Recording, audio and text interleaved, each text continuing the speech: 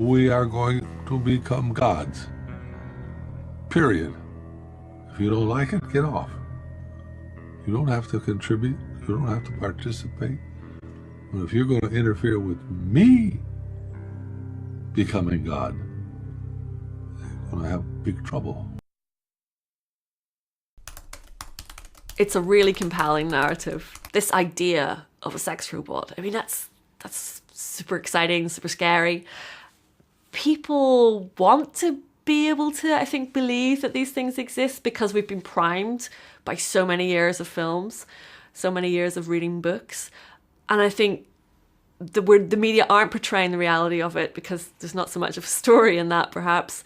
I think the media is focusing on fear, which is a very natural thing to do when technology advances. People are scared of technological change. They are scared that something's going to be taken away from them, a decision, a lifestyle, and in this case, a lover.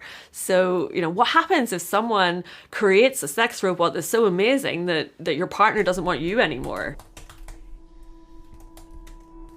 Avatar to the Terminator franchise. What about the era that we're living in right now makes us feel extra relevant? Does technology scare you? Technology's always scared me and it's always seduced me. And I think that that's the case now as much as ever. And people ask me, do you think the machines will ever win against humanity? I said, look around in any airport or anywhere in a restaurant and see how many people are on their phones. The machines have already won, So, but it's just, they've won it in a different way. I mean, we are co-evolving with our technology. We're merging with our technology. What does that mean? And the technology is becoming a mirror to us as we start to build humanoid robots and as we start to seriously build AGI, general intelligence that's our equal, which some of the top scientists in artificial intelligence say that's 10 to 30 years from now. We need to get the damn movies done before it actually happens, And when you talk to these guys, they remind me a lot of that kind of excited optimism that nuclear scientists had in the 30s and 40s when they were thinking about how they could power the world, and taking zero responsibility for the idea that it would instantaneously be weaponized.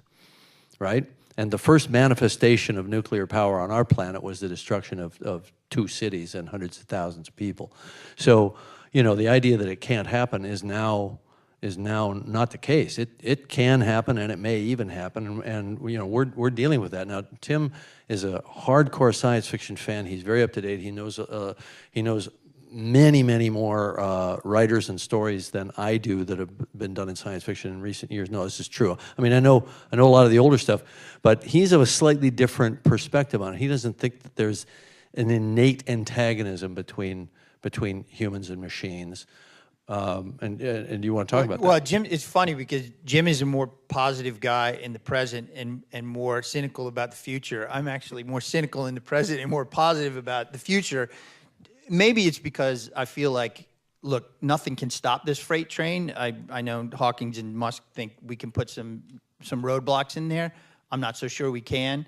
But what's going to happen on the other side? I choose to be positive, but honestly, it's like, Arthur C. Clarke said, the future is not only stranger than you imagine, it's stranger than you can imagine. I can't imagine what a truly artificial intelligence will make of us. And Jim's brought some experts in to talk to us, and it's really interesting to hear their perspective. Generally, they're scared as shit, which makes me scared. But honestly, I got to believe that something good is going to happen on the other side of it. It may not be what we think it is. It probably won't be what we think it is. But I choose to believe that it's going to be something good. Who knows? Maybe we'll say something in these movies that actually is prescient about how, because it's not all negative about machines. That's the one thing I will say. And the other thing is that we set ourselves a task of thinking of these artificial intelligences, whether they're embodied or whether they're disembodied, as characters. Because I don't think you can imagine what a machine will think, but we can imagine what a character will think. And we can write a character. And so that's what we've done. So now an uncomfortable question. Arnold, he is going to be 71 years old when this shoots. How do you get around that fact when you don't have to get around it. The beauty of it is he's a cyborg. And so the org part is on the outside, meaning organism, meaning that, and Reese says it in the first film, they sweat, they have bad breath, you know, because they were supposed to be infiltration units. So there's the idea that there's this flesh sort of sheath over a metal endoskeleton, and so that would age. And so it ages normally. So obviously he's one that's been in action, in operation for a long time. And that's all I want to say about the actual, you know, story part of it. But it's actually quite intrinsic to the story, that he's subject to the frailties of the flesh. And in fact, in the first film, the flesh is burned away completely. But that endoskeleton, which we're nicely covered on in dialogue in the second film, the endoskeleton has a power cell that'll last 100 years. So he's still got 29 years. But I haven't talked to Arnold about this, so I could get in trouble. But I'm actually looking forward to the fact, because he's been in all the other movies, unlike Linda, I do think that there needs to be a reason to be different here. And I love everything grounded. I like my sci-fi grounded. I like my characters grounded. And what Jim said about the exterior aging while the interior remains the same. Well, not the interior as in the brain, because emotionally and intellectually he will have evolved. They're learning machines. But I think that's a way to make it different than it was. Even in Genesis, he looked like, you know, I should stop. He was a slightly gussied up version of the old Terminator. I think we should embrace his age, and I think that's what's going to make it interesting. The technology aspect of the films has always been pretty heavy. Are you planning on introducing new visuals or something equivalent to the shape-shifting Terminator from Terminator 2? We could tell you about the new Terminator, but that would spoil the fun. One of my last questions here is just going back to this notion of machines. You know, you have pretty prominent business leaders and world leaders talking about this merging of man and machine. And, you know, Jeff Bezos wants to hook people up to machines. Stephen Hawking is telling people that the machines are going to kill us. Do you have a perspective on how this all ends? I've been meeting with a lot of artificial intelligence people, scientists, and they're pretty optimistic, and I'm pretty skeptical about their optimism. And one of the scientists that we just met with recently came in, and she said, "I used to be really, really optimistic, but now I'm just shit scared." And why? Because you know, I think her position on it was, we probably can't control this. And it really has to do more with human nature. You know, Putin recently said that the nation that perfects AI will dominate the world or conquer the world or whatever it is, you know. And so that pretty much sets the stage for, well, we wouldn't have done it except that those guys are doing it, so now we have to do it and beat them to the punch. And so now everybody's got the justification to essentially weaponize AI. So I think, you know, draw your own conclusions from that. It won't, and then the question is, how do we limit their potential to self-evolve? But you got to think it's going to take a lot of money to do it. So who's got the money to do it and the will to do it? It could be business. So the Googles and the other big tech companies. And if you're doing it for business, you're doing it to improve your market share or whatever your other business goals are. So you're essentially taking a machine smarter than a human and teaching it greed. Or it's for defense, in which case you're taking a machine smarter than a human and teaching it to kill. So neither one of those has a good outcome in my mind. Right. Will there be a day, a self-awareness day, where people will look back and say, this is the day that the machines became aware? It probably won't be that dramatic, and it probably will happen off camera to us, and suddenly we'll just be living in a world where it has happened.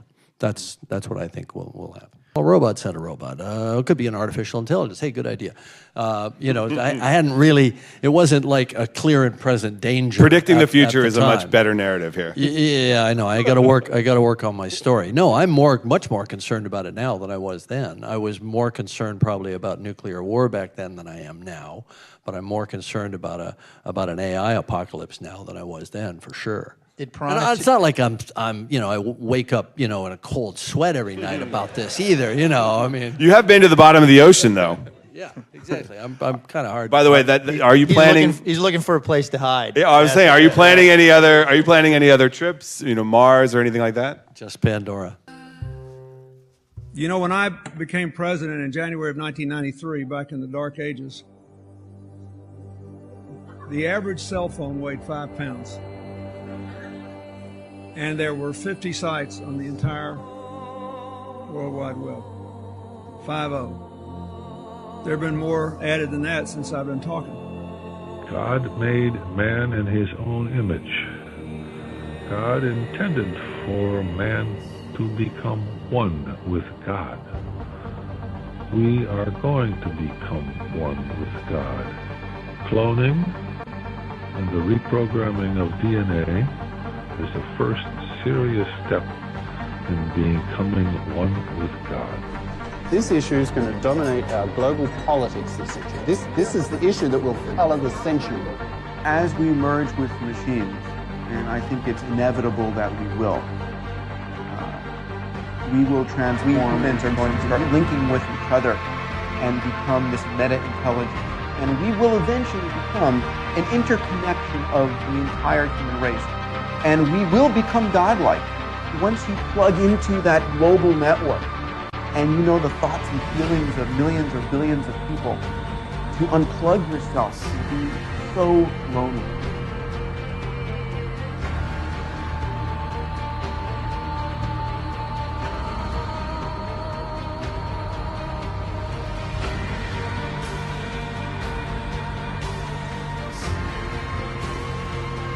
At this moment in our civilization, we can create cybernetic individuals who, in just a few short years, will be completely indistinguishable from us.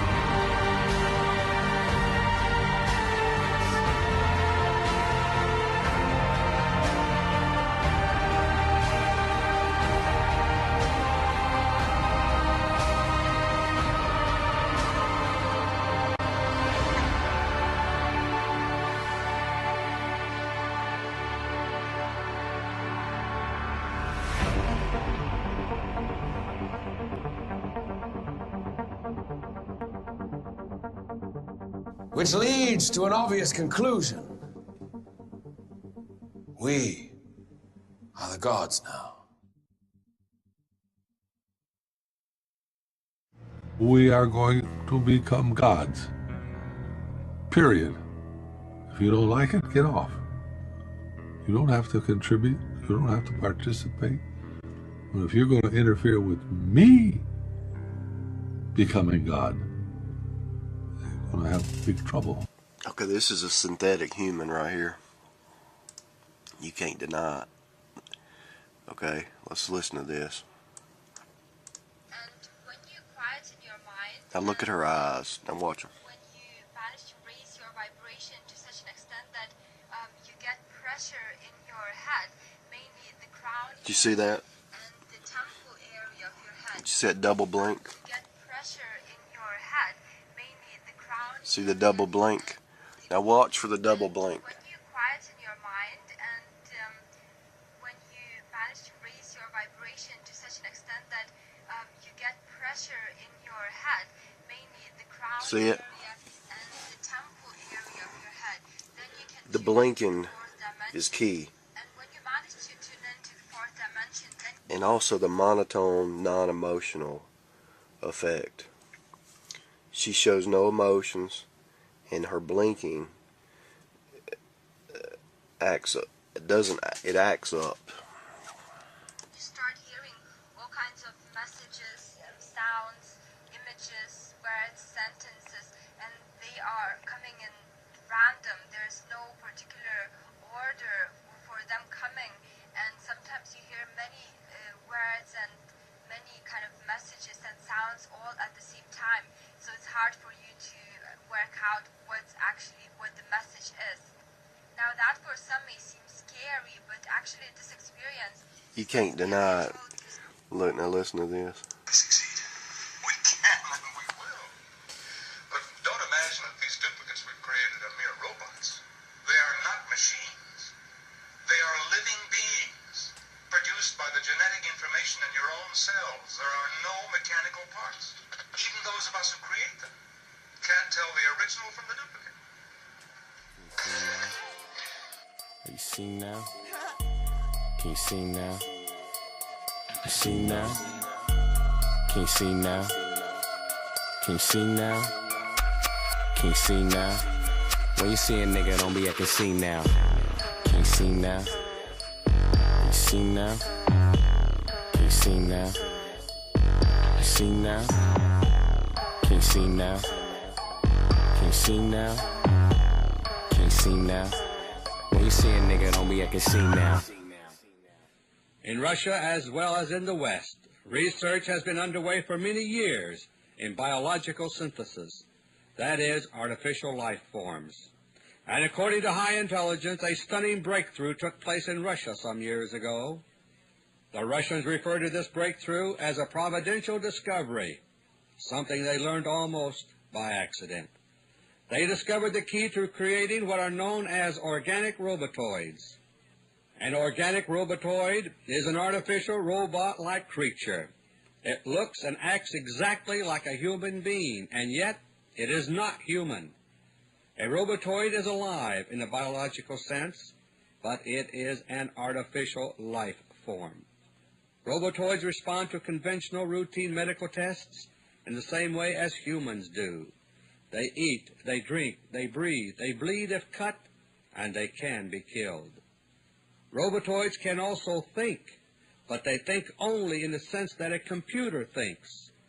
Like any other computer, the brain of a robotoid has to be programmed for each assignment it is given.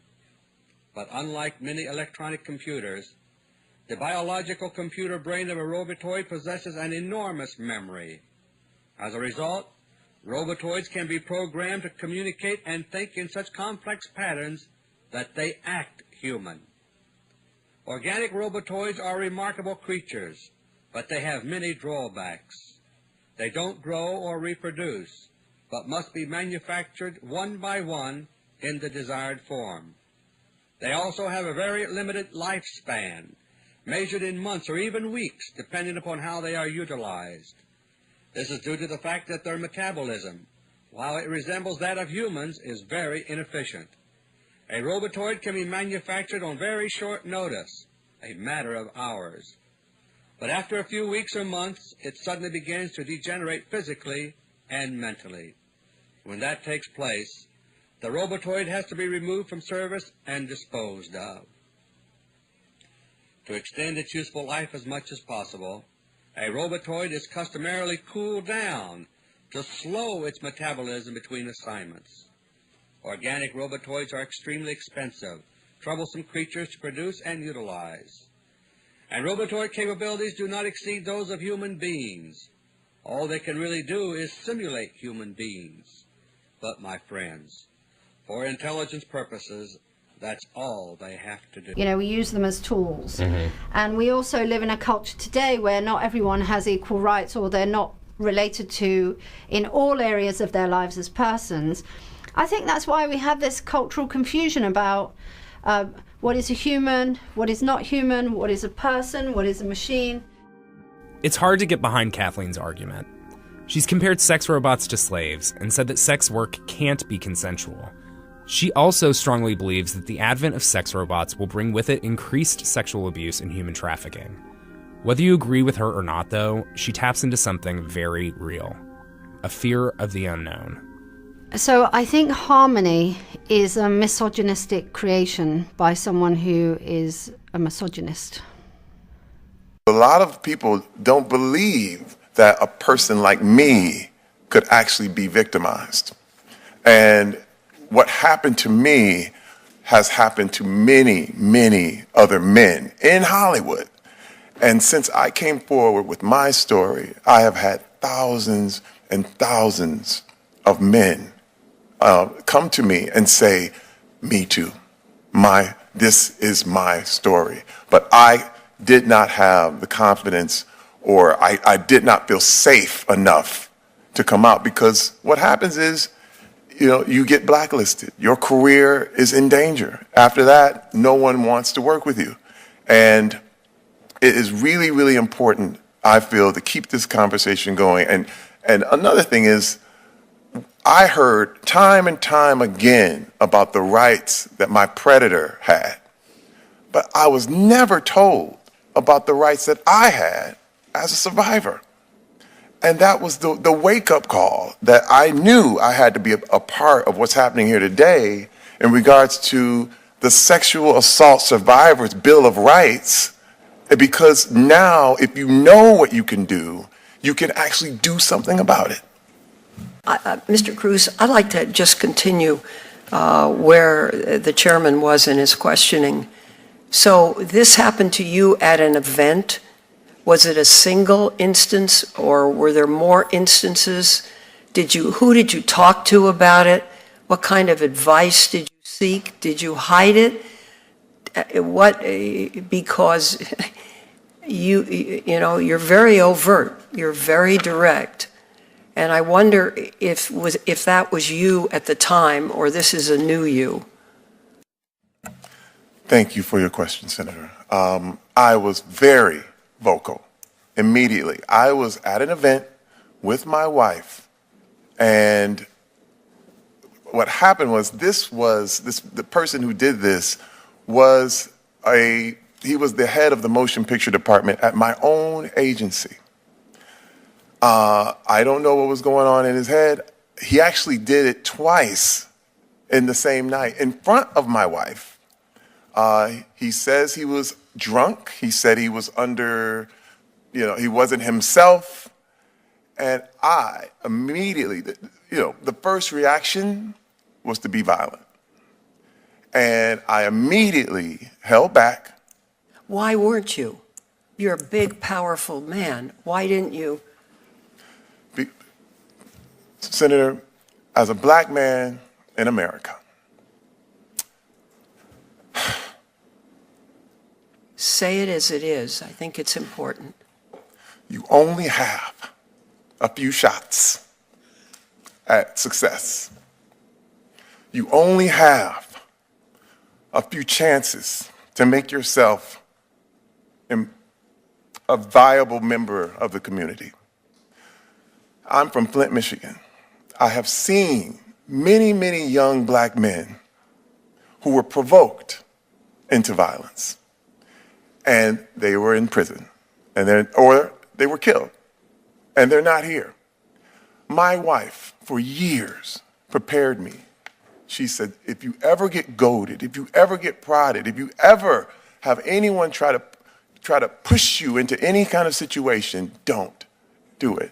Don't be violent. And she trained me. I'll be honest with you. It was the strength of my wife who trained me and told me, if this situation happens, let's leave. And the training worked. Because I did not go into my first reaction. I grabbed her hand, we left. But the next day, I went right to the agency. And I have texts, I have phone conversations, and I said, this is unacceptable. And I told them how, I almost got violent, but I didn't. And I said, what are you going to do about this predator that you have roaming your hallways?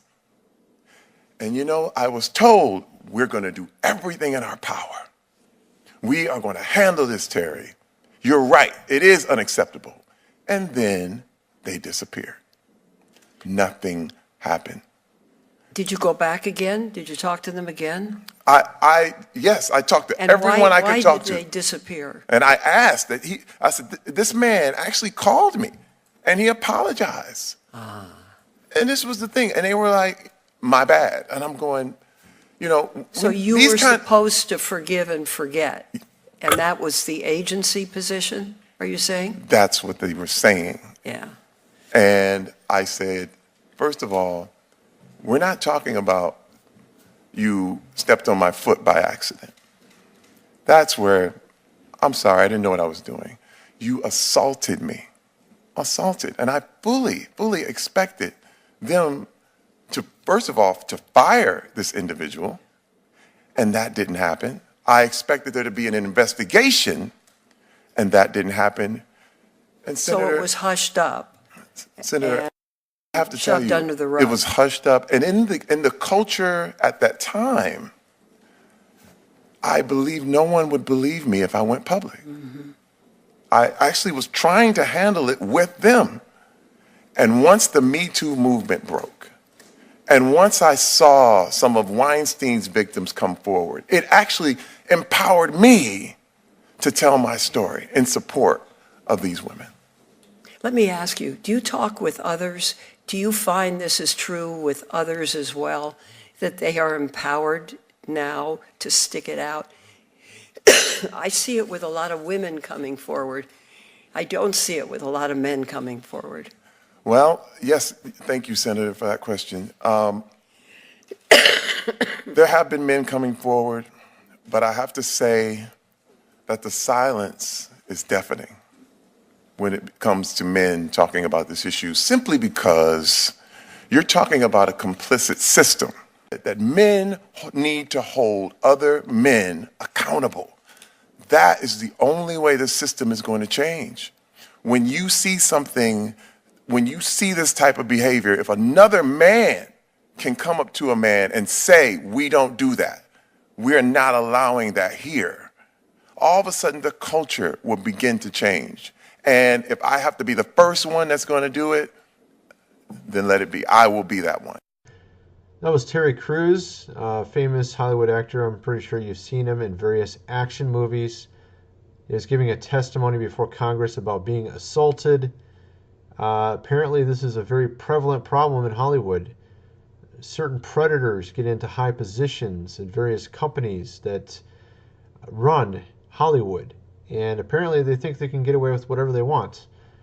And of course, some of this movement, Me Too movement, has gone a little bit awry with, some people just piling on that really didn't have such situations like Terry Crews had here, real assaults, But apparently there's a lot of men not talking. There's a lot of men that were probably in a very similar situation to Terry Crews that are not talking. And of course, there's also victims, much younger victims too, which I think some of these predators prey on, which is really disgusting. But it's the world we live in these days. In the West, it seems like certain people get into power that are just very evil. It seems like the scum always rises to the top, you know what I mean? As the old saying goes, absolute power corrupts absolutely. And it would be interesting to see if something changed in society, especially in the West. It just seems to be very sick. So many things wrong with America and Europe these days. It would be nice to see something change for people to return to God and consider what lifestyle they're living and what kind of things they're doing. I thought this was an interesting testimony. I mean, it shows you really what's going on in Hollywood. Sort of a hypocrisy. They come out, pretend like they're all righteous. They want to do good things for society, but full of hypocrisy. You have these people behind closed doors doing very evil things to other people. Those in high positions doing evil, even to people you would ever expect for it to happen to, like someone like Terry Crews. A pretty huge Hollywood actor. You would think nothing would ever happen to him like this, but as you can see, it did. So it can show you that even those that you would think would be untouchable very much can be also abused, or something bad can happen to them. At any rate, let me know what you guys think in the comments section below, and thanks for watching. is best for life, my dear. She's all sincere. What to say for I was abducted the first time the day I turned 14. 7 years later, they came for me again. What I want is to know why. I'm a documentary filmmaker. I decided to disprove one of the greatest myths of this century, the alien abduction phenomenon. You're a skeptic? Well, I am a reporter. Which ones are the ones that allegedly abduct humans? See, that's it. That's the light. Can you see it? Up there. Becoming stronger and stronger, and then... No one here actually knows the truth, but all I know is that something's been happening to me. So do you still not believe in aliens? No, of course I don't. Why, do you? Last night something happened to us when we were driving home. They want something from me. We get our fair share of non-believers, but sooner or later, they come to realize the truth. So you're saying that this is an extraterrestrial? Absolutely. The sky people will come, they will take her. Don't want anything to happen to you. Why do you care so much? I don't know. You were chosen for a great cause. My God. It doesn't matter where I hide. They always find me. I need you to wake up. We all were abducted. What do you want? Go!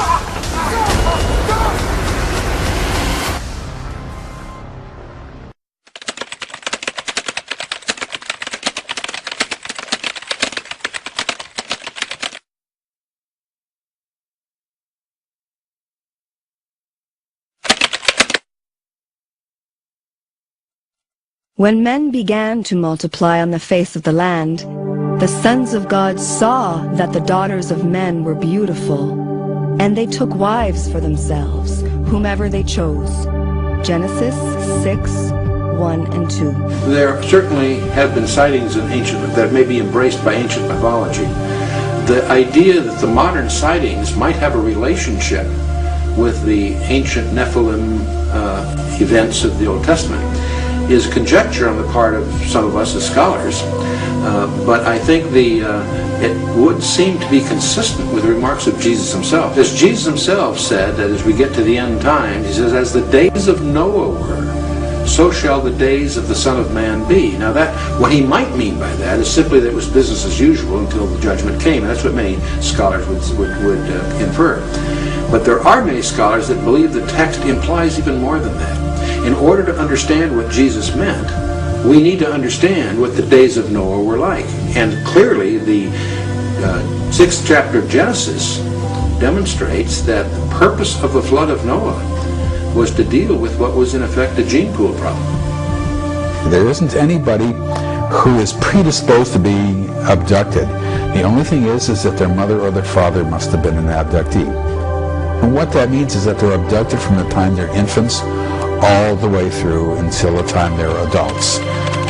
And they're abducted in great frequency over and over and over again. So they usually talk about having sperm taken, having eggs taken, harvested essentially. When women become older, they discuss fetal implantations where they suddenly realize they're pregnant. And they'll take an early pregnancy test and it shows positive, which of course can't be possible. And they'll go to their gynecologist who'll do a blood test, which is absolute, which is 100% reliable, and the doctor will say, congratulations, you're pregnant. And they think to themselves, this doesn't make any sense whatsoever. Doctors invariably think pseudocyesis, which would be hysterical pregnancy, when a woman really wants a child and begins to fantasize it and even causes some sort of physiological reaction. However, most people are not like that. Some people have already had kids, they don't want any more. Some are too young for it. You have to have a certain sort of mental set to have pseudocyesis, or they think miscarriage. And for women, they would say, well, if I had a miscarriage, I think I would have noticed that. With fetal implantation, we get, of course, fetal extraction. When they are not pregnant, they will remember events that happen where a fetus is extracted from them. It's very, very small, but they'll know during the event that the fetus is being taken. But it happens to them so often, it's familiar. So we see these reproductive procedures quite a bit. In fact, it's critical to the abduction phenomenon. Without the reproductive aspects of it, there wouldn't be an abduction phenomenon. This is the point of it. The Nephilim were on the earth in those days, and also afterward, when the sons of God came into the daughters of men, and they bore children to them. Those were the mighty men who were of old, men of renown. Genesis 6:3 and 4. The word Nephilim comes from the Hebrew verb nephal, the fallen ones. They are the hybrid offspring of the Benaiah Elohim, the sons of God. It's a technical term, Hebrew term, used of angels. And these fallen angels cohabited with human women and produced a hybrid offspring. It was part of Satan's strategy. This view of Genesis chapter 6 and all of that is not free of controversy today. However, that is the view that was embraced by the ancient Hebrew sages. That is the view that is substantiated by the ancient rabbinical writings. That is the view that was accepted by the early church. When the Hebrew scriptures were translated into Greek, the language is even more specific. And so this idea that they were somehow just a leadership or sons of Adam or something were contrived arguments that emerged in the 5th century, the so-called lines of Seth idea. And that's still taught in many seminaries. The problem with it, it's not biblical. Because in the New Testament, it even confirms this. Both Peter and Jude make reference to this, clearly talking about these angels that went after strange flesh, that abandoned their previous clothing, they disrobed from their previous existence to indulge in this, what shall I call it, chicanery. This event was echoed in mythologies everywhere as the age of the Titans and demigods, the same way that the UFO phenomenon is echoed in our fiction.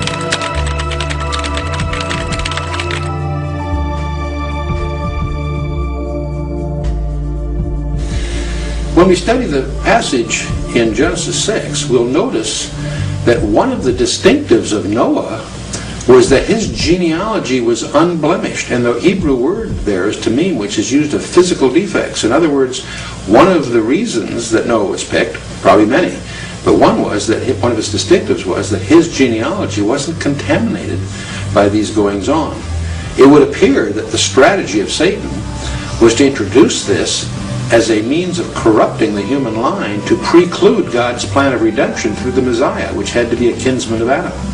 The parable of Jesus that I count as foundational for Satan and evil is the one where Jesus says the kingdom of heaven is like a man who owned a field and sowed good seed in it, had his servants go sow good seed in it, and then by night an enemy came and sowed weeds in the field and then went away.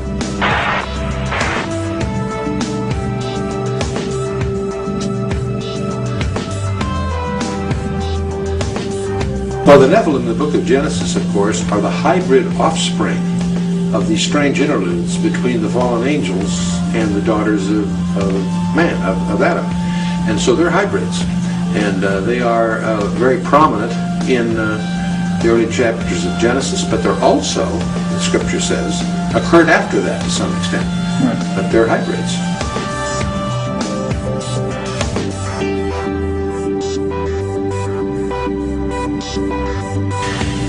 As we study the passages in the Bible that describe what we call the end times, it's interesting that one of the characteristics that shows up in Daniel 2 is that it says they will mingle themselves with the seed of men. The prophetic dream of Nebuchadnezzar gives us an astonishing detail concerning end times. Scripture indicates that the last government of earth will be a hybrid government, iron mixed with clay. And where you saw iron mixed with merry clay, they shall mingle themselves with the seed of men, but they shall not adhere to one another, even as iron is not mixed with clay. Daniel 2:43. Now, in order for them to mingle with the seed of men, the they have to be something other than the seed of men. So it's just a hint, but it's a profound hint that somehow in the end times there's going to be again some kind of commingling, some kind of intrusion into the genetic DNA makeup of people that's going to be a contaminant that will be part of the end times. And that's why there's so much scholastic interest in this UFO business, in the abduction narratives and reports. And we may very well be being plunged into a period of time about which the Bible says more than it does about any other period of time in history, including the time of the Gospels, when Jesus walked the shores of Galilee. When people are abducted, as part of the procedures, they will sometimes be taken into a room and they will see containers. And in each container there's liquid, and in the middle of the liquid there's a tiny fetus floating. Later they'll be shown babies. Small, odd-looking babies, as they will report. Their babies don't look right. Physically, they're phlegmatic. They look like they're sick. They're not bouncing babies that are grasping and gurgling. They're silent. They almost look like they're half dead. They also have unusual features. People say they look like they're sort of half human, half alien. They're odd-looking, yet they look sort of human. My colleague Bud Hopkins says that they called them hybrids originally, and that's a name that's stuck. They then will have to hold the baby, have some sort of physical contact with the baby, put their hand on the baby's stomach, hold the baby close to their skin. There must be skin-on-skin contact. Oftentimes, when the baby's a little bit older, they're required to feed the baby. Sometimes they'll be brought into a room, this is now men and women, where there will be what looks like 2-year-olds, 3-year-olds, 1.5-year-olds walking around. And they are required to play with them, have contact with them. And we see these toddlers when they're 4 years old, 5, 7 years old, 9 years old. They're already children, young children at that point. People describe them as adolescents. They describe them as young adults. They describe them as adults. And they don't describe them as older adults so much. By the time we see them as adolescents, we see them involved with the abduction phenomenon, performing tasks. They have jobs to do. They're part of the world of abductions, going about their business, doing what's required of them.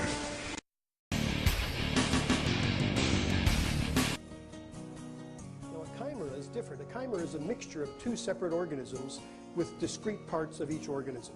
So who's this up here? Centaur, right? And Sagittarius, and that's, you all know that from mythology. Even the English majors would know this. Answer a few questions. Okay, so that's it for that. You now know the difference between a chimera and a hybrid. If you didn't know that before, you know it now, and we'll go over it a little bit more. So there were a lot of chimeras in mythology, and you're all familiar with these. Now the history majors and any of those other old guys can really pitch in here. What was this? What's this one called? This one is just called the Greek chimera, or chimera. And it's part lion and part snake and part goat, and it's quite fanciful. Here's some others. What are we looking at up here? Centaur, we had him before.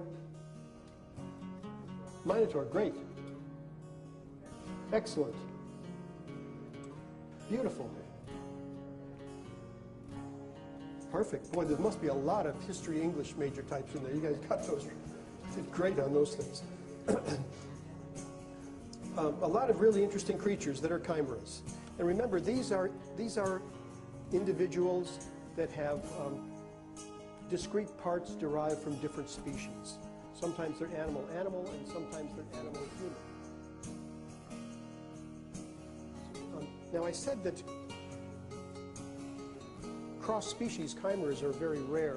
These are a couple of examples of sheep-goat chimeras that were made by another scientific friend and colleague of mine, a veterinarian originally from Denmark, Dr. Steen Wilhelmsen, who is just a genius at manipulating small embryos. And he would take an embryo from a goat and an embryo from a sheep and split them both in half and mix them together with 1 part sheep and 1 part goat. A geological group who drilled a hole about 14.4 kilometers deep in the crust of the Earth are saying that they heard human screams. Screams have been heard from the condemned souls from Earth's deepest hole. Terrified scientists are afraid they have let loose the evil powers of hell up to the Earth's surface. The information we are gathering is so surprising, that we are sincerely afraid of what we might find down there, stated Dr. A. Zakov, the manager of the project in remote Siberia. The second surprise was the high temperature they discovered in the Earth's center. The calculations indicate the given temperature was about 1,100 degrees Celsius, or over 2,000 degrees Fahrenheit, A. Zakov pointed out. This is far more than we expected. It seems almost like an inferno of fire is brutally going on in the center of the Earth. The last discovery was nevertheless the most shocking to our ears, so much so that the scientists are afraid to continue the project. We tried to listen to the Earth's movements at certain intervals with supersensitive microphones, which were let down through the hole. What we heard turned those logically thinking scientists into a trembling ruins.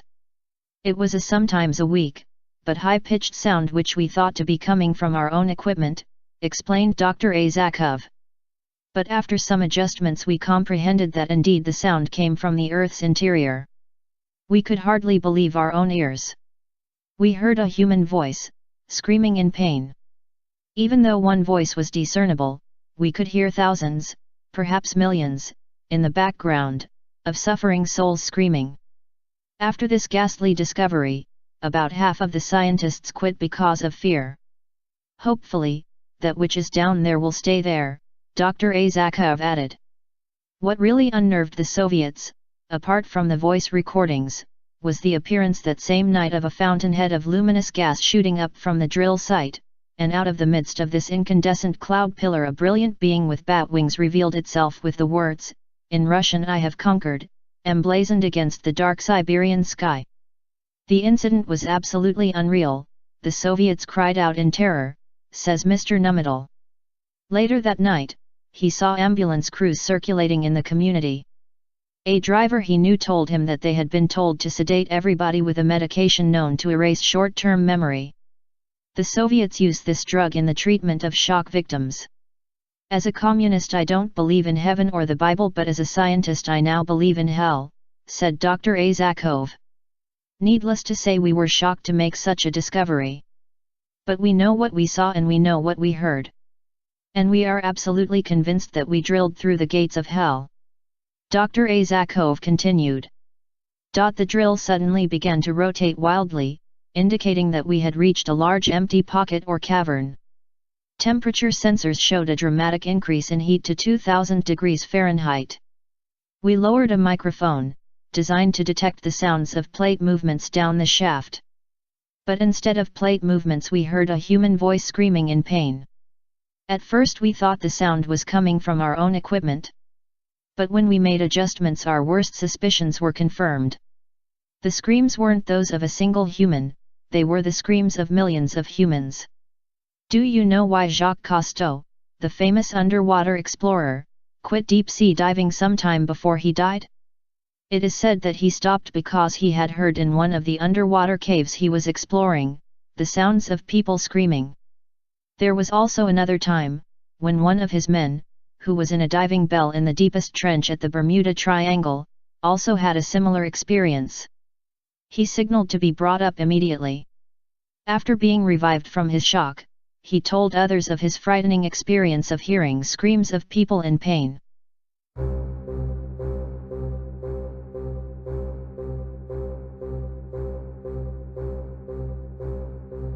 You'd transfer them either to a goat or a sheep mother, and they would grow up and be born, and you'd get an animal that looks mostly like a goat, but it has a whole patch of wool. My friend and mentor, Dr. Chuck Missler, is going to be sharing some things with us, and it's always exciting. Well, we're going to talk about some very strange topics. And if you're pleased with them, that was my idea. If you're not too pleased with them, that's what Gino asked for. So we're going to talk about some topics that are emerging to be very relevant. Some of these you may not have heard of, but you will, because we're moving into some very strange times. And just in terms of awareness and its biblical relevance, we wanted to really pose into these things. And are we going? Yeah, we're doing here? Good, okay. Many of you may know that some years ago that we had published some things in biotech and calling it the Sorcerer's Apprentice. And it's not caught up. There's a pillar there. I'm not seeing it. It's all there, right? Yeah, okay, yeah, sorry. I'm getting it. Yeah, gotcha. We're all set. Okay, good. Many of you know about, may remember the Sorcerer's Apprentice, you know, that was written by Paul Dukas back in 1897. And it was featured in Walt Disney's famous movie, Fantasia. And it was based on a legend, or a Goethe's actual story, about a sorcerer's apprentice who, in the legend, was tampering with the engines of creation. And we issued this original story back in 2001, and we updated it a few times. And one of the things I wanted to do is update it here. And now, the reason we call it the Sorcerer's Apprentice, the biotech, the Sorcerer's Apprentice, most of us may remember that old castle. Mickey was clad in a sorcerer's robe and hat, and they had psychedelic armies of brooms, and Relentless March of Dukas Symphony went on. And only when the castle was a flood, and the sorcerer wake up, because his student had done it improperly, and he had to undo what he did. And of course, Mickey got off just with a swat of the broom. But we may not get off as well, because the Sorcerer Apprentice is unleashing things that people may not realize where they're going. And it's interesting that technology is often a very close cousin of sorcery, even in the literature here. And so, you know, many of the things we enjoy every day would look like sorcery to the people back then. Flying through the air at the speed of sound, and communicating images with the speed of light, and even landing on the moon. These are ideas we take for granted today, but I want to get that in perspective. And so we want to move on here a little bit. And I'll get off we don't need to get in all the history here. But we're moving into what some people are calling the age of the hybrids, and I'll explain why. We're going to talk about one aspect of that, and that's the move towards transhumanism. What do we mean by that? And we're going to discover there are 4 technologies that are accelerating so fast, it's amazing, and they're converging upon each other to create some changes that really are changing by the week, not by the year. And we're going to talk a little bit about the challenges they present, but we'll also highlight some of the dangers that should not be overlooked. But we're going to talk on another topic. It's a close cousin of that one. We're going to talk a little bit, not too much, relax, but we're going to talk a little bit about alien invasions. And there are 2 kinds of people here in the world, those that think they're just a myth, and those who have done a little bit more homework and may surprise you. So we'll go into that a little bit. We'll talk a little bit about the Nephilim. Everybody wants me to talk about Genesis 6, and it's astonishing to me, you know, that how many people have come to the Lord through those peculiar, weird things we put out there years ago. Not only at Genesis 6, but also after that. And we'll try to explore a little bit, what did Jesus mean when he said spoke of the days of Noah? As the days of Noah were, so shall the coming of the Son of Man be. What did he mean by that?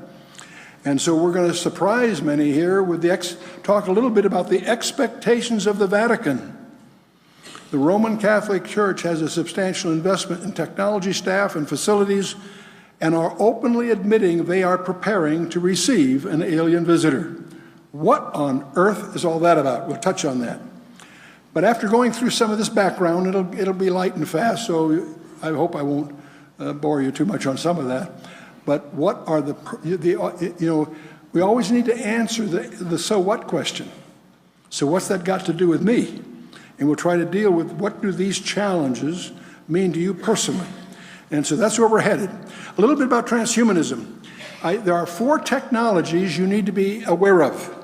And one of them, of course, is genetics and microbiology. I assume in this audience, I don't have to elaborate on that. You're familiar with the incredible discoveries that are continuing to be made every day in that whole field.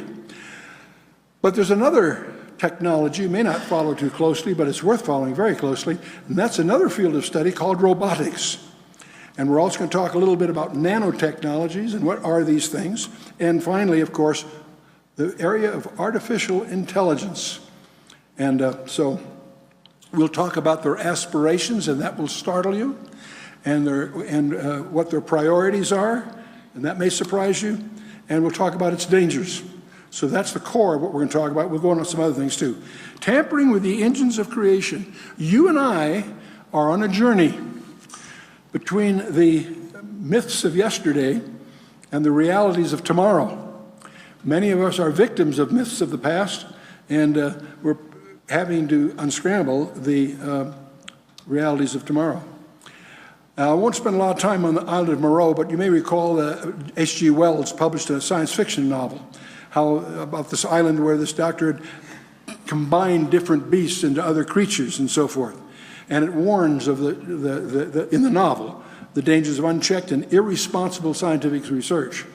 And what's interesting about the novel, that's unfolding as we speak for many reasons. These animal hybrids that H.G. Wells in his model mentioned were called chimeras. That was a mythical Greek creature with a lion's beard, a goat's body, and a serpent's tail. And scientists today have created sheep that possess human hearts and livers, just to mention a few. Pigs that have been born with human blood. Did you know that? How many knew that? See, that's something that's not widely known, but is much heralded by many. And are they altering the genetic makeup of animal kingdom? Is that opening up a Pandora's box? Is that going to open the door to diseases we never heard of? And so forth. That's how we can be so terrified by the bird flu among the humans. Why? You'll discover that these things are they're creating things we didn't expect. Scientists at the Salk Institute in San Diego recently engineered mice that possess a small percentage of human cells. I think I hired one of those once. No. So they injected embryonic human stem cells into the brains of rodent fetuses, resulting in birth of mice with both human and rodent brain cells. You think you may have met some of them. I don't know the feeling.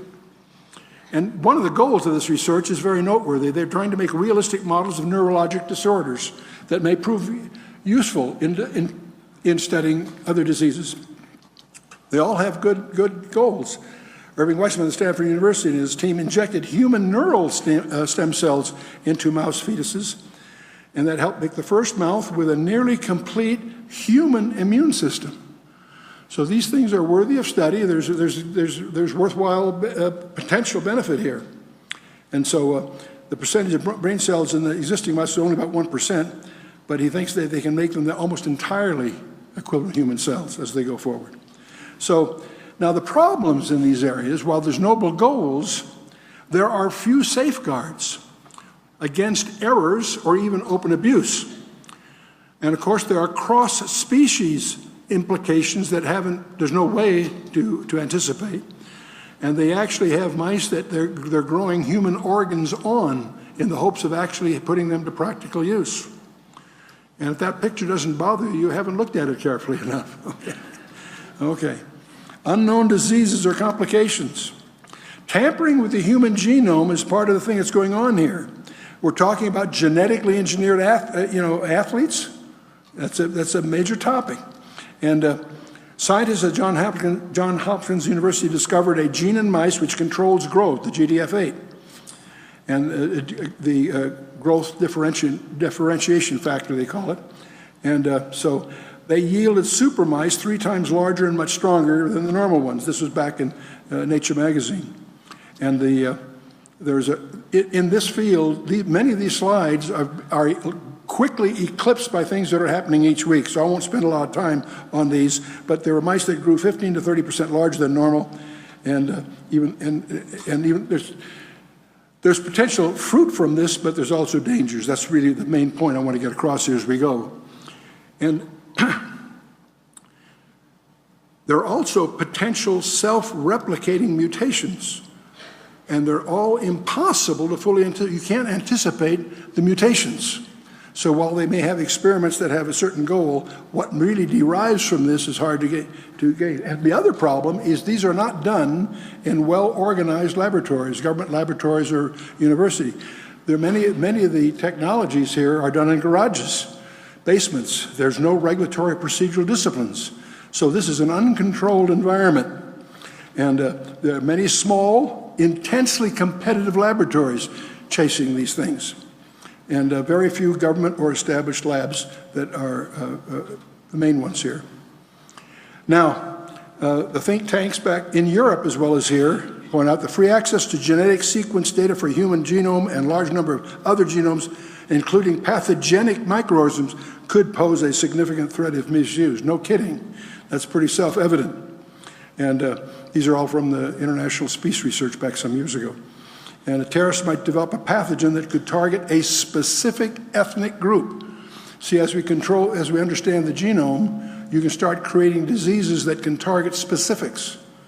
And that's pretty spooky.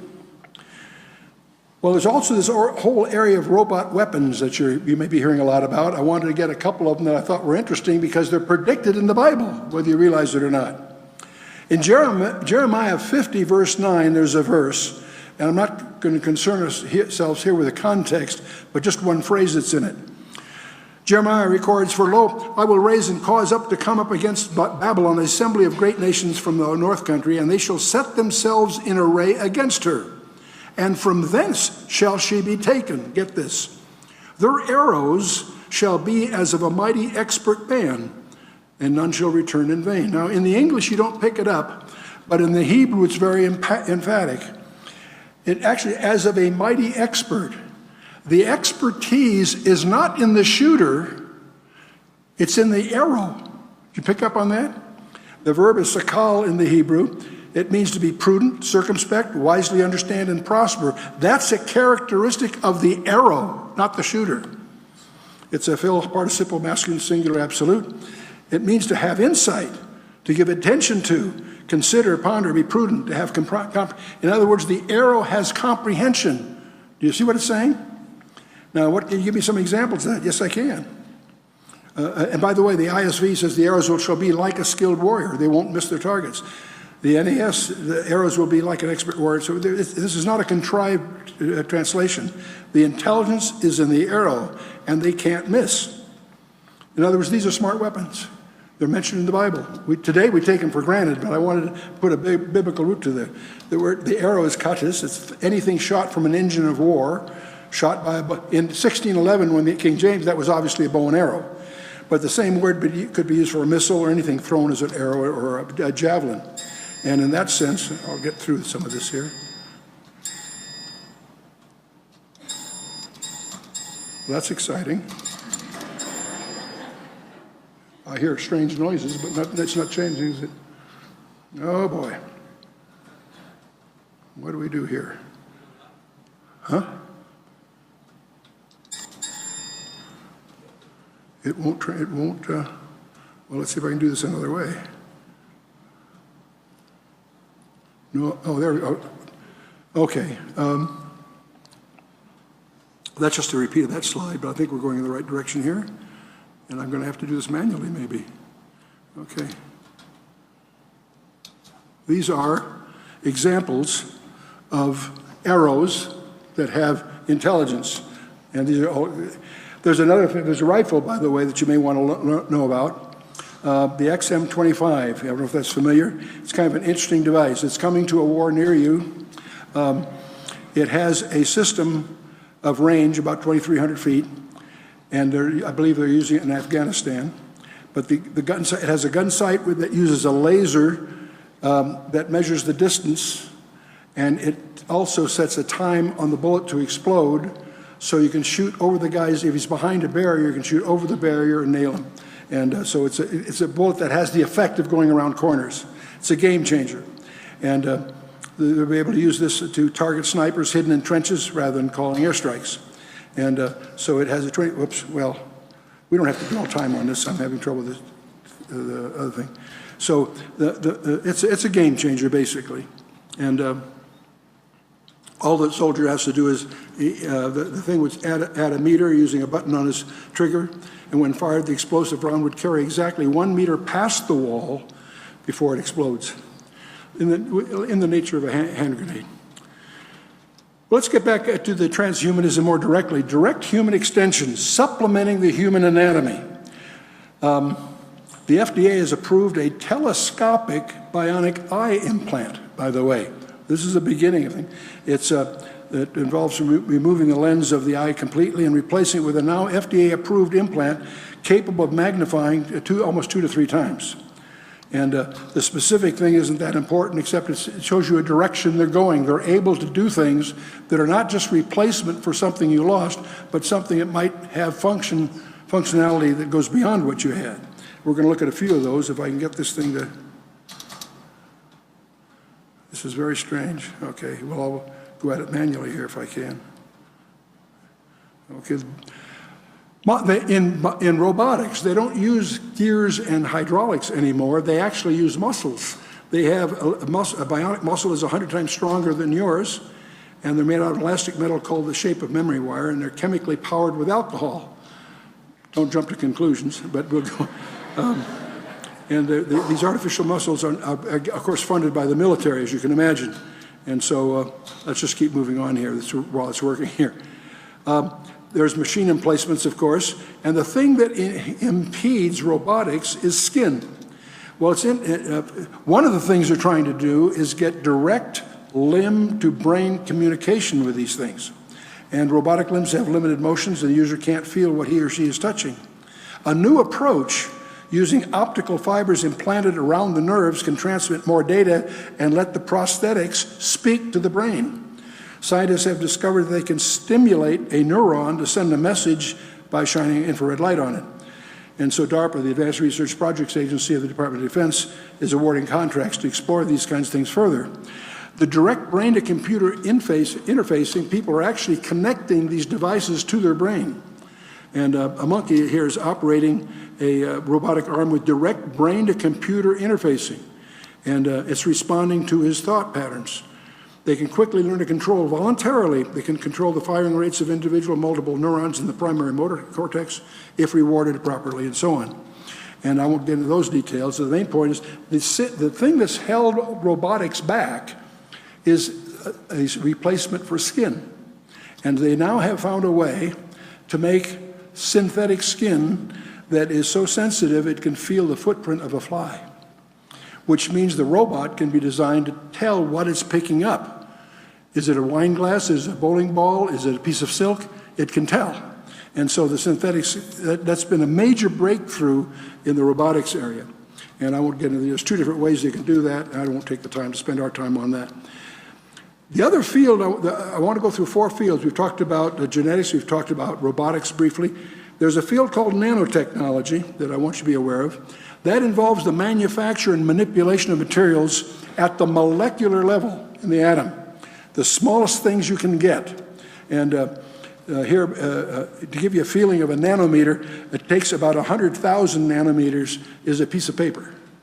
So nanometers are very, very small. So you're talking about molecular-sized machines. And they can develop drugs. And for example, it can go and find a place in your body and deliver a microdose, if you will, that would have an intensity 10,000 to 1 you could do any other way. So they have tremendous potential.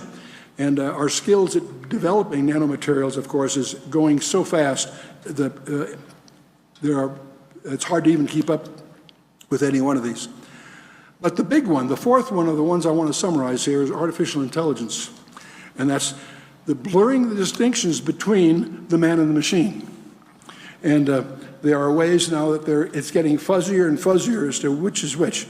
The first step towards computer mind reading has come from using brain scans to identify thoughts, and they're doing this at Princeton University's Neuroscience Institute.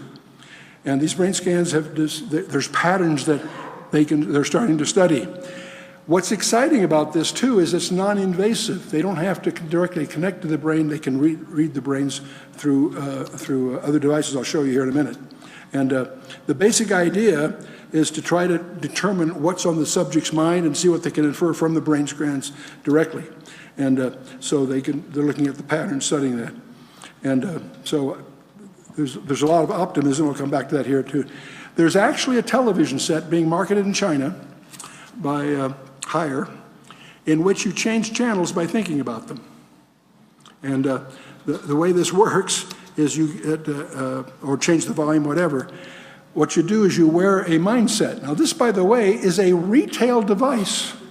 They're sold for a couple $100, primarily for university use, but they will measure and report non-invasively the brain waves, and they're primarily used for games and such, but Hire's using it to try to be able to control your television set.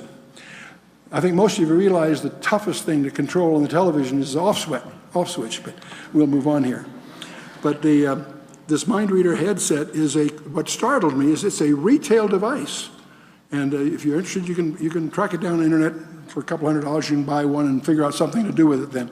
But the Army's, though, has a mind control project where they're trying to develop thought helmets that would harness silent brain waves for secure communication among troops. And that's not, those are contracts that are being led. They hope it'll lead to direct mental control of military systems by thought alone. And they're a long way from getting there, but they're letting research contracts in that direction. And so a 5-year contract's been awarded to a coalition of scientists, both at University of California, Irvine, Carnegie Mellon, and University of Maryland, to try to decode the activity in those brain, so the soldier could radio commands to one or more comrades by thinking of the message he wants them to get. But perhaps the most dangerous of all these things are the brain-to-computer interfaces, or BCIs they call them. And they're actually implanted inside the skull, but rest outside the brain rather than within the gray matter. And what most people that are in this field are, this thing is acting strange here. Let me kill that. Is that on there too? Yeah. When these professors connect themselves to computers or other devices, they are typically PhD, and PhDs are very, very trained in a specificity, a specific area. But there's something that goes along with a PhD, and that's pride. And one of the things that startles me is to realize that these people, and I've trafficked with many of them in government labs and elsewhere, have usually zero insight theologically. They have no grasp of the field of study called demonology, and a field within which there are things called entries, ways that demons can gain access. And when you open up communication channels, those are two-way channels. So the kinds of things that are possible, I'm not saying they're prevalent at the moment, but possible, are really quite disturbing. But anyway, the best resolution if you're going to do this kind of study is direct connection, and people are doing things like that. Let's shift a little more to the computer side of it. IBM has unveiled experimental computer chips designed for a new generation of brain-inspired computers that learn from what's going on. And I'm talking about the hardware itself does. Cognitive computing aims to use information from many different inputs. So it's multiple input, and it's self-programming, if you will. And these chips would allow a sensor-studded glove to monitor sights, smells, textures, temperature of grocery products, whatever. There's all kinds of commercial potential here. But they'll also integrate messages in ways that may be far more intuitive than we normally think of in terms of software alone. And I won't get into the specifications, because any specification I put in a slide is out of date a week later, so we'll just keep moving here. But there is a comment here that needs to be made. There is a point. Ray Kurzweil, one of the gurus in this world, looks for a crossover. He gives it an unfortunate name. He borrows a term from mathematics called a singularity. He calls it the singularity. It's an unfortunate term because it's misleading, but what he means by that is there's a point at which the computers will exceed the capacity of the human brain. And that's only a few years away, not a few decades, a few years away. It's that close. And when that happens, that's a major, major milestone in the field of artificial intelligence, obviously. And we'll talk more about that. But the computers that learn They're already taking these into applications of pattern recognition, navigation, and other areas. And I don't want to get in the details of this one. There's a new partnership between IBM and 3M where they're looking towards a new breed of microprocessors where they stack 100 layers of chips atop one another to make it thinner. You make things thinner for lots of reasons. Speed is part of it. When you're operating at those speeds, even a few inches can be too big an encumbrance. And so they're trying to, 3M's trying to create an adhesive that will allow this to happen. It's also, there's a heat dissipation issue and the rest of it. But this is also expecting to give you 1,000 to 1 advantage, and this thing still isn't. Okay, we'll just do it manually here. Okay. So I want to get into the artificial intelligence area. The power of computers obviously are continuing to accelerate. Their size, their energy and costs are diminishing, and the facility of the hardware continues to accelerate. Both the hardware and the software are making gigantic leaps week by week as we go. And the singularity I tried to explain, that's a term that is associated with Ray Kurzweil. But that's when the computational intelligence exceeds that of the human mind. That's the target.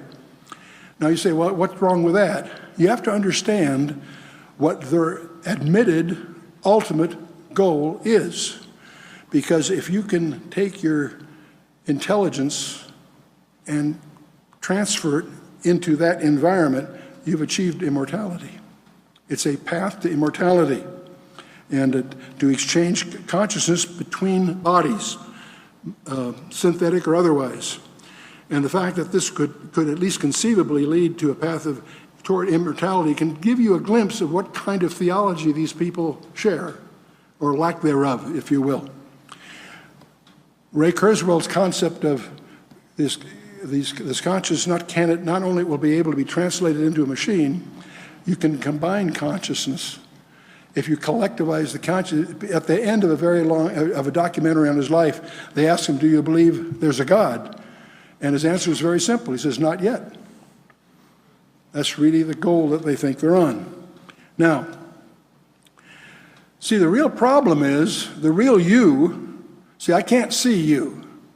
I'm standing up on stage. I can see the package you are in. You see, the real you, call it soul, spirit, conscience, whatever, you are temporary resident in a disposable hardware environment. Why shouldn't it be transferable to an alternate, perhaps advantageous environment, even a machine-enhanced environment? The day will be coming when they can create an environment that may be more hospitable than your own body, at least in their mind. So, what would limit a continuing path to subsequent upgrades? I'm ready for an upgrade. I don't plan to look to them for that upgrade, by the way. Let me hasten to add that. So there's some coming nightmares coming. The real behind the scenes, something I haven't focused on, but I want to before we're through, is talk about super soldiers armed with ultimate weapons. There is an arms race going on. It's very hidden, but very real, between all the development countries. China, Russia, and the U.S., probably places in Europe, are going in this direction in the hopes of being able to field the super soldier. That could be a game changer in the pattern of nations. Networked super soldiers with unlimited mind controls, can you imagine? Unenforced lawlessness among a privileged few is part of the scenario here. Consciousness exchanges offering a form of immortality, collective consciousness ushering in a utopian collective, or the ultimate nightmare. That's what's on the horizon. This is not decades away. These are just a matter of years in the minds of the practitioners. So we have convergent technology. We've got nanotechnologies whose goal is molecule-sized machines. We have robotics, which are aimed at being self-modifying sentient machines. That's their goal, and they're working on it. And those two technologies, grease each other. There's genetics, of course, whose goal is the self-replication of manipulated entities. And then you have, thus from that you'll get directable diseases targeting specific groups, maybe even individuals. There's no reason they can't design a disease that would only affect your DNA. Mail you a letter, be careful who said it, yeah? And of course, artificial intelligence, exceeding the human mind, the singularity, if you will. These are convergent technologies. The composite goal, self-replicating sentient machines, superior, perhaps overwhelming, combatant strengths, transfer of consciousness between and to extension bodies, a path towards immortality, a lure, of course, towards global tyranny. These things constitute a lure towards global tyranny. Can you imagine those technologies if they were in the hands of some people we know of the past? Can you imagine what they would have done? Now, something else you should know, there is a group called the Jasons. It's an independent group of scientists which advises the United States government on matters of science and technology. They were created as a way to have a younger generation of scientists to replace the Los Alamos and MIT Radiation Laboratory alumni. And for administrative purposes, they're administered through the MITRE Corporation. But the point is, their sponsors include the Department of Defense, of course, and Navy and Department of Energy and the U.S. intelligence community. Most of the Jason reports are classified. They all have security clearances. They include physicists, biologists, chemists, all kinds of fields, by the way. And they're selected because of their scientific brilliance. And over the years, they've included 11 Nobel Prize laureates and several dozen members of the United States National Academy of Sciences.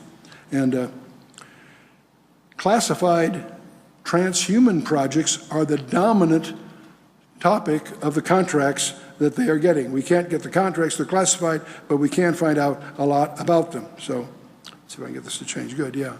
And I won't go through the list. You can skim through quickly on here the flavor of the kinds of contracts that are accelerating our progress in what they collectively call transhumanism. And now we have a highly classified priority agenda that drives a widespread global arms race that will eclipse all others. And so this is leading what we call the age, what's leading to is the age of hybrids. And there's another kind of hybrid I want to talk about before we're through, but we've talked about the Rasmussen and the dangers. Okay, what are the dangers here? I've highlighted them so far. Let's back up here a second here. One of the dangers of all of this is it ignores what I call the metacosm. And for this and almost everything else that we publish in our materials, you may want to understand what that term means. There are boundaries to the reality, to our physical reality. Those are well known today, by the way, and I want to touch on that. I'm going to use the symbol of Da Vinci's Vitruvian Man as a representation of the reach of man. Okay, that represents you and me. And I'm going to let, on the diagram up there, let size increase to the right. Bigness is to the right, smallness to the left, okay? Now, as we look towards things that are larger than ourselves, we'll call that collectively the macrocosm. And that plunges you into the study of astronomy and astrophysics and topics like that. We have whole presentations on each of these topics, but the main thing here is 20th century science. The great discovery of 20th century science is that the universe is finite. It's not infinite. It may be expanding, but it's finite. And that's both thermographically and other reasons demonstrable. So the macrocosm, there's a limit to the size of the universe. And because there is, that's what gives rise to these speculations called the Big Bang and whatever. We know it had a beginning, and we know that it'll ultimately have an end. But let's move on from that. Let's go the other way. Let's look at smallness. And now we'll call that the microcosm. When you get into this world, it gets weirder than any of the others. It leads with quantum physics and subatomic particles. And whether you're talking about length, mass, energy, or time, you discover that everything in small has a limit to how small it can be. See, you and I would think that if I took a piece of string, I'd cut it in half, no problem. I'd take the half, I could cut it in half. And you would think that conceptually, at least, I could do that it might get too small to literally do, but your thinking is, whatever I've got left, I can cut in half. That turns out to be true. It turns out when you get to 10 to minus 33 centimeters, that's very small, and try to cut that in half, it loses a very peculiar property. It loses a thing called locality. It has what they call non-locality. And it's been proven in the laboratory that every photon in the universe knows exactly what every other photon in the universe is doing in a certain sense. That there's a concept of non-locality that's philosophically shattering. But the main point is there is a limit to smallness. Now, I want you to understand the implications of this. You and I are in an environment that turns out to be a virtual simulation that's a digital simulation. And now, that's not my conclusion. You get Scientific American, June of 2005, there's an article there that highlights this sort of thing. The scientists are disturbed because they're discovering that some of the constants of physics are changing. And it's very hard to prove, and they're working very hard at that, but it's turning out they are. And what the article points out, that if the constants of physics are changing, that implies that our reality is a shadow of a larger reality. That's their words, not mine. And when I saw that, I just jumped for joy, because that's exactly what the Bible has been saying all along. Is that well, let's see, I think I go a little further. Whoops. No, I think I've spared you a diversion here. There is, the ancient Hebrew sages, Nachmanides, from his study of the book of Genesis, concluded that the universe has 10 dimensions, only 4 are knowable, 6 are not knowable. That's in his writings in the 13th century. We've spent hundreds of millions of dollars creating atomic accelerators, which have now revealed to us that the universe has apparently 10 dimensions. 4 are directly discernible. 6 we know are there but can't get at. They're curled less than 10 to the minus 35 centimeters. So we've spent all that money discovering what Nachmanides learned by just studying the Hebrew text of the book of Genesis. And I'm not being facetious, I'm being quite serious. And so we live in a simulation that's limited to 4 direct dimensions we can experience. And by the way, not only is what the Bible says, it lists them in Ephesians chapter 3, verse 18, are 4 dimensions that we have. So it's no surprise to Paul, if you will. But we now also have knowledge that there's 6 other dimensions that we can't get at directly. Now, we can glibly call that the spiritual world or something, and we're going to, more consistent thing is this physical reality we're in is embedded in something larger, which we'll call the metacosm. And that's the domain when you start studying angels. We have a whole background around that one. And that's what we think, what we suspect, don't know, we suspect is the domain of the UFOs. Because we now know they're transdimensional. They're not intergalactical, they're transdimensional. And I'll get to that in a little bit here, I think. Our universe is but a shadow of a larger reality. Scientific American, June of 2005. But let's finish up the transhumanism. See, the problem with transhumanism, it ignores the metacosm. People traffic, that's a supernatural. That's their supernatural warfare, where you and I are both the puppets and the prizes. That's what's going on. The transhumanists are totally oblivious to that. They have no grasp of that. When you open up a communication channel, in our software we might call it soul, spirit, whatever, it yields access permission that is not reversible. Those of you that saw The Exorcist, that was William Blatty's novel was based on case study. And what started that whole nightmare was a gal playing, it was a guy, not a gal, but that's not the point. It was based on case studies. Fooling around with the Ouija board, which is an entry. And some of these video games and so forth are potentially entries. Let's take a look at the scripture here a little bit. We're all familiar with Nebuchadnezzar's dream of Daniel 2 and also Daniel 7, the different set of idioms, but same subject really. And we all know about the 4 empires, the gold, silver, brass, and iron, and the Babylon, Persia, Greece, Rome. We've all been there. But when you get to verse 43 of Daniel 2, where Daniel is explaining all this to Nebuchadnezzar, he gets to this peculiar stuff called the iron mixed with clay. Everybody remembers the legs are iron and the feet were iron mixed with clay. Verse 43 says, whereas thou sawest, speaking to, this is Daniel explaining to Nebuchadnezzar, and whereas thou sawest iron mixed with miry clay, he switches to a personal pronoun, they shall mingle themselves with the seed of men, but they shall not cleave one to another, even as iron is not mixed with clay. What's he talking about? Nobody knows. I tell you, we do know. that means that they, whoever they are, have to be something other than the seed of men, or they can't mingle. In other words, the grammar requires them to be two separate, non-mixable groups. So what are they? We don't know. And the personal pronoun is relevant here. And I want you to notice then that the seed of men, they're not the seed of men. They're not mankind. Are they hybrids? Possible. Are they somehow not? See, they're not the seed of men, they're seed of something else.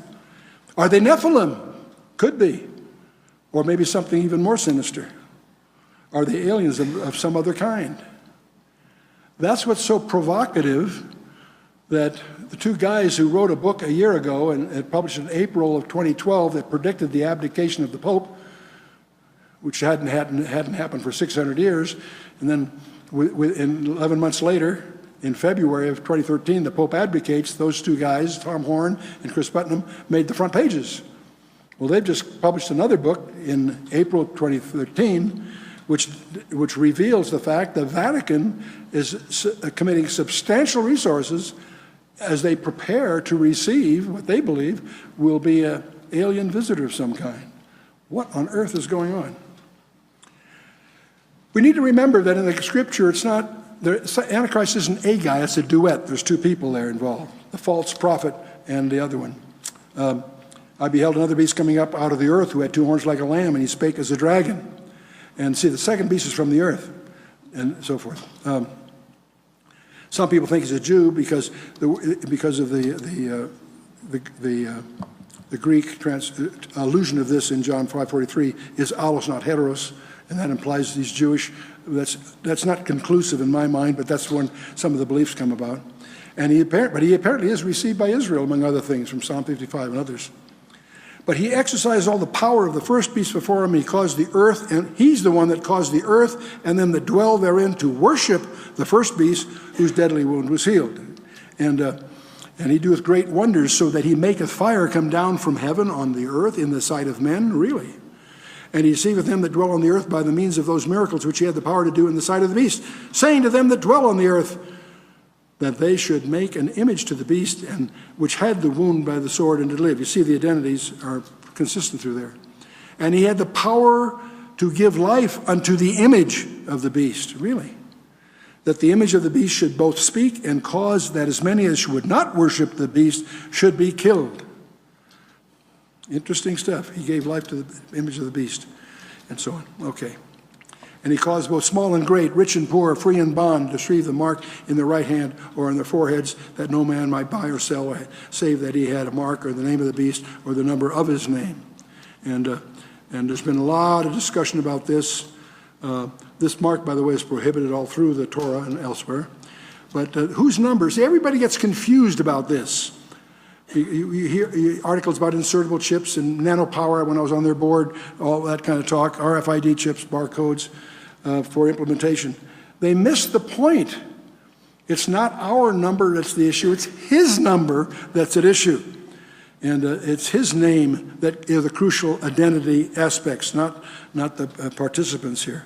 And and there's a whole study on that you can get into if you like. But most of what's written is missed the point. But the thing I really want you, before you get too disturbed about transhumanism, I want to go the other way and talk about God, places when he limits boundaries and the limits to human arrogance.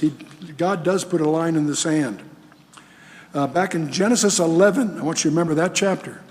The whole earth at that time was one language and one speech, and it came to pass as they journeyed from the east, they found a plain on the land of Shinar, and they dwelt there. And this plain of Shinar is where Babylon emerges, of course.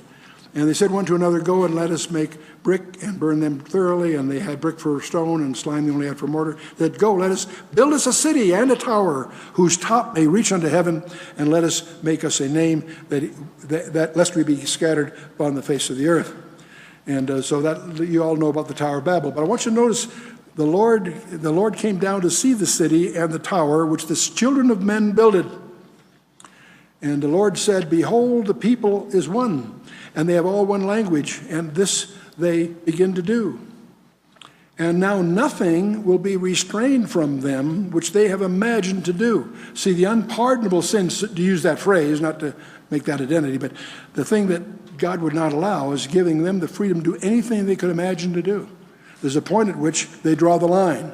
And by the way, who's he talking to here?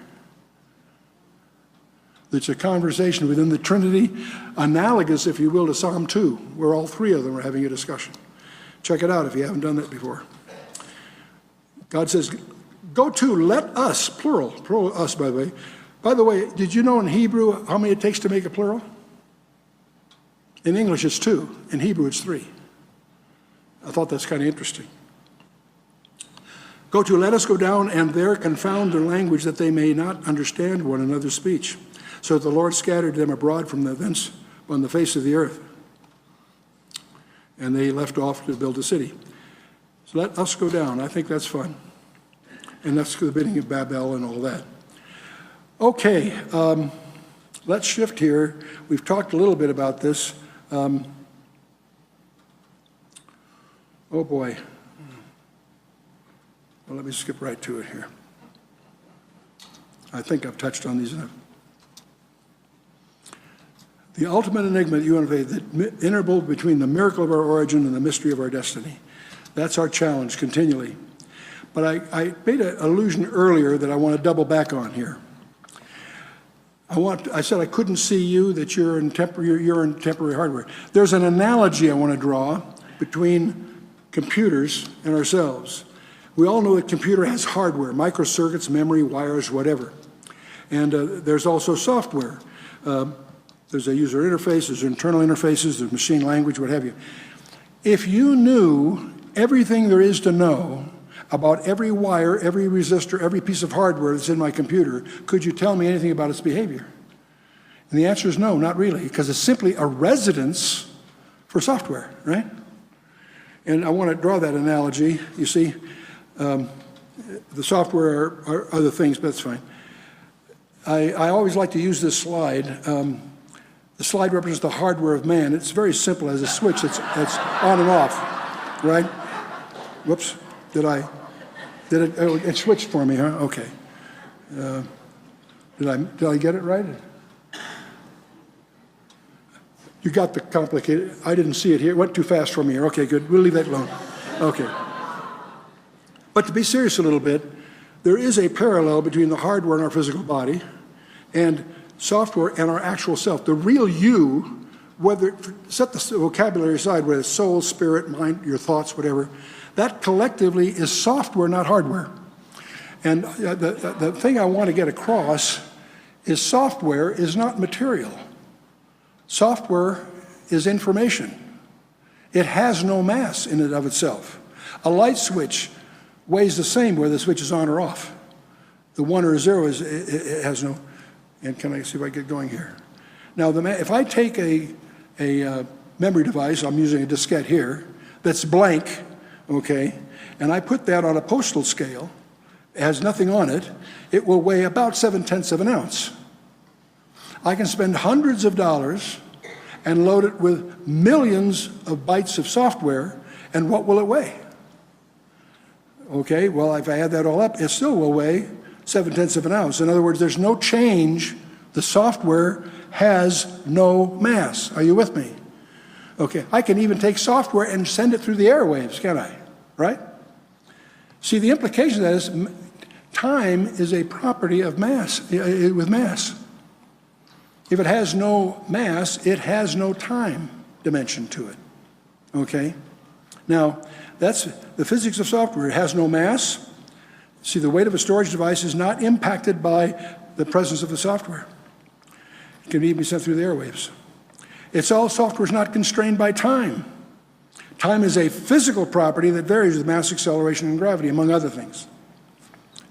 See, your destiny is eternal, whether you are saved or not. The real you is software, not hardware. I can't see you. I can only see the package you happen to be in at the moment. Software has no mass. Now, my package has a little too much mass, but it has nothing to do with my software. Okay. Now, you are temporarily resident in a package, in a disposable hardware environment. The real you has no mass. Your temporary container may have too much mass, but the real you requires no time dimension. You are eternal, whether you are saved or not. That'll disturb a lot of theologians here. The issue is not your eternity. The issue is, where are you going to spend it? And Walter Martin used to point out there's two paths to God, to heaven. One path is that you never make a mistake. From the time you're born on, you never sin, you never fumble, you have no sin at all. You go through your whole life without sin. And then when you get to the pearly gates, you tell God, move over, there's two of us. And of course he was being facetious, as was his style, just to get a point across. No, we're not perfect, but the good news is God himself, knowing that, entered his creation and paid our price for us. You know all that here. So if you're perfect, there's no problem. But it's time for all of us, I'm going to suggest, is to to renew our citizenship. And one of the most difficult things people ask me, what's happening to America? Boy, I don't know. There's a whole other topic we could explore, and that is the encroaching darkness and the fact that all the things that made our country great up through the 40s, 50s, 60s maybe, is gone. We do not have a constitutional government. We do not have freedom of speech. We do not have a Bill of Rights. And that's all been, what's amazing isn't that it's happened. What's amazing is that nobody cares. Nobody notices. The apathy, partly because the entire middle class has gone on the take too. They've also got the cancer of entitlement mentalities. So there's a lot going on. So we could talk a lot about the coming scenario, the Psalm 80. I'm dropping a few thoughts here so we'll get some questions, but Psalm 83 I think is a prelude to Ezekiel 38. An anticipated world leader will be exploiting a global crisis. And there will be roles, I believe, this is just personal suspicion, involving what apparently are alien encounters and creatures beyond our imagining. And that will climax in an actual Armageddon, of course. And your challenge, I always like to close with a challenge on the screen, which if you accept what I put on the screen, you flunk the course. I'm going to put something on the screen in sincerity, but I want you to challenge it, because it's ridiculous. I believe that you and I are being plunged into a period of time about which the Bible says more than it does about any other period of time in human history, including the time that Jesus walked the shores of Galilee or climbed the mountains of Judea. That's preposterous. Challenge it. Don't accept it, for heaven's sakes. But how do you challenge that statement? You got to do two things to do that. Two basic challenges. First of all, you got to find out what the Bible really says. Not what Gino or Chuck or somebody else. It's too important to delegate. You need to find out what the Bible itself actually says. And the good news is it's never been more available in the history of man. In our environment today, the Word of God is more available than it's ever been in the history of man. You do not have to know Hebrew and Greek to examine the Hebrew and Greek of the original texts. There's software that'll do it for you. You can put kick your ear on any word. It'll tell you what the original word said as parts of speech and more than you really want to know about it. And that software is free of charge, available on the internet and many other ways. We are without excuse. And the information appliances we travel with, absolutely astonishing. Many of us carry 6 Bibles in our phone. You got to be kidding. And the internet. Here's the other point. All of man's knowledge is a couple of clicks away on the internet. On any subject you can articulate. The availability of information on anything is astonishing. We are indeed without excuse. But the second thing you got to do, that's not enough. You got to find out what's really going on. You've got to answer the rhetorical question that Pilate threw into the pot. What is truth? You need to find out. Now, you have a real disadvantage there, because we live in a culture that has decided there is no truth. Science used to be the quest for truth. There's a difference between science and technology. Technology produces products. It validates itself with products. Science is a priesthood. If you don't know you don't have the right creed, you are excluded from the career. Science is a priesthood. It's not connected. It's not a quest for truth. And furthermore, we now find ourselves in the age of deceit. You can't believe anything the papers say you. I love what Warren Wiersbe says. Anyone that believes that an airport announcement would believe anything. No, our papers, our news services. The good news is the internet's an end run on those. Not that everything on the internet's true, of course not. But there are reliable sources of information on the internet. You need to search them out and check them out and take advantage of that. But the other thing that's happening, and I think that's really if people that want to start talking about UFOs and the Vatican's accepting a visitor, the experts will generally agree that what we're dealing with here is a very well orchestrated cosmic delusion. There is a specific delusion that's going to be sprung that if it were possible, it will deceive the very elect, Jesus said. And even Paul talks about it as being given over to the lie, not just a lie, a specific lie. I don't know what it is, but I suspect that it's somehow going to involve all these things. The world is going to change dramatically.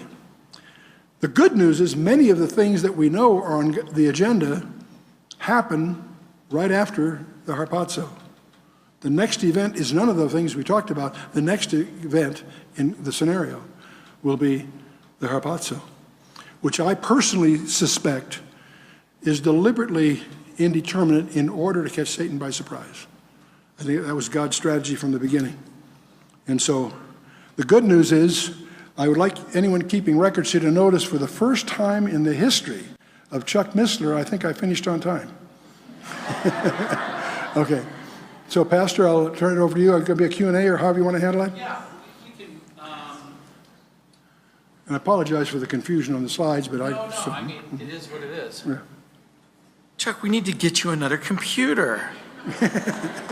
That's part of that hyper technology. Yes. You can see why Chuck Missler is the real life inspiration for the most interesting man in the world.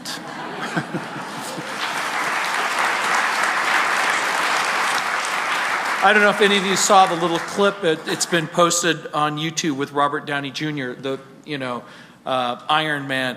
He was on a late night TV show and they were talking about some esoteric issue. And Robert Downey Jr. looks at the late night television host and goes, "I love Chuck Missler." And I do too. Okay, we have a microphone set up. I know that some of you have to go, some of you have to get children, and that's fine. But Chuck has graciously agreed to stay and answer some questions. So if you have a question for Chuck Missler, you can just go to that microphone where I'm pointing right there and just ask him a question. So, but again, if you need to go get your kids or if you need to leave, that's fine too. But let's just thank him for having come.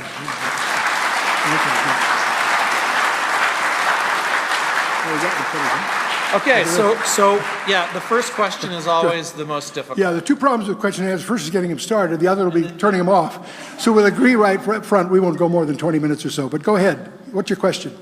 First of all, thank you. Speak right in the mic.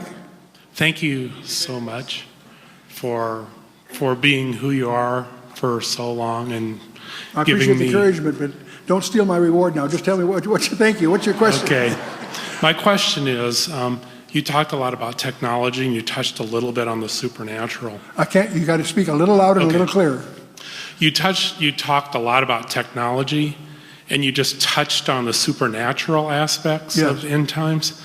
Can you address that a little more clearly about what you think these hybrids are going to be? Are they going to be supernatural? Well, that's where there's a cross. First of all, the hybrids that we're talking about here mostly are man-machine kind of innovations, okay? Right. That will lead to entities that are not purely human. They're partly machine, whatever that turns out to mean.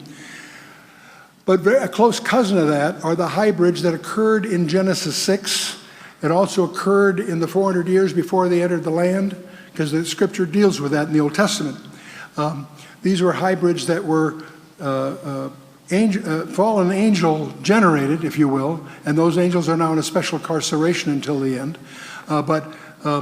And they were hybrids that were in large measure destroyed. The bodies were destroyed. There is a belief among demonologists that they probably were the source of what we encounter in the New Testament as demons. Because there's a very distinct difference between angels, as portrayed in the Bible, which are physical, take people by the hand, eat dinner with them. They're material. They can materialize substantially. Demons are peculiar, as we see in the New Testament. I'm using the word demon in the denotative sense, that they apparently are powerless except to the extent they can control somebody. And that Gadara, that whole thing was, we learned a lot about them from there, that they operate only by permission. And even to enter animals, they had to have special leave and so forth.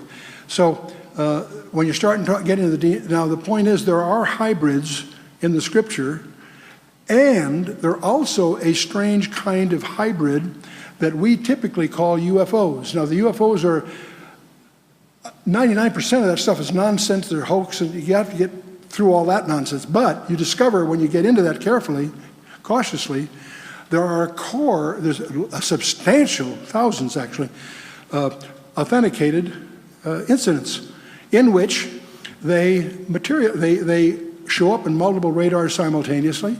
I was in June of '52 when they shut down Washington National Airport in those days on Andrews Air Force Base for a week. And I remember all that. It created panic. And never, with any explanation, they would scramble, fighters and so forth, and they'd disappear, then they'd come back. It was bizarre. But the point is, so they leave, and they also leave evidence behind, radioactivity, burnt ground, what have you, on the one hand. So they can adopt physical form, apparently. They're not subject, radar systems don't get hallucinations, not multiple, anyway. The problem is, at the same time, they violate physical laws. They make right-angle turns at extreme speeds, and they can materialize and dematerialize. The people, the most competent researchers here are convinced that they're demonic, that they are not hospitable, they're hostile to they're deceptive. They have an agenda, apparently. They're multiple ones. They're piloted with knowledgeable pilots, and so forth. So now the other part, the mystery about the UFO area, and this may surprise you, it enjoys a military classification that's higher than our most sensitive warheads. And the mystery, Roswell, for example, happened 60 years ago. Whatever happened there, all kinds of legend, whatever happened there got quickly sealed off, classified, and is classified to this day. And so the real mystery is, why is that area that sensitive? So the more you get into this, there's issues. But the net of all of that is, I think there's a gigantic, satanically driven delusion that's going to be unfolded. That all this is a premise to. And so that's going to blur the distinctions you and I might draw between the natural and supernatural. You follow me? That's why I think what we do with most of our students in the Institute is we get into the metacosm very carefully. We learn what science does know about the macrocosm. And by the way, most of what's taught in college is not true about that. The galaxies are not gravity sensitive at all.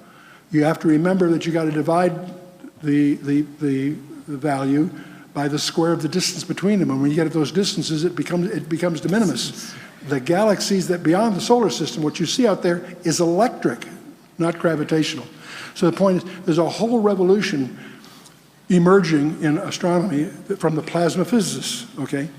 And that leads into the whole holographic universe and some of those discussions. But the point is, first of all, the problem in promoting the Bible is one of getting over the bad science that's been taught to our kids.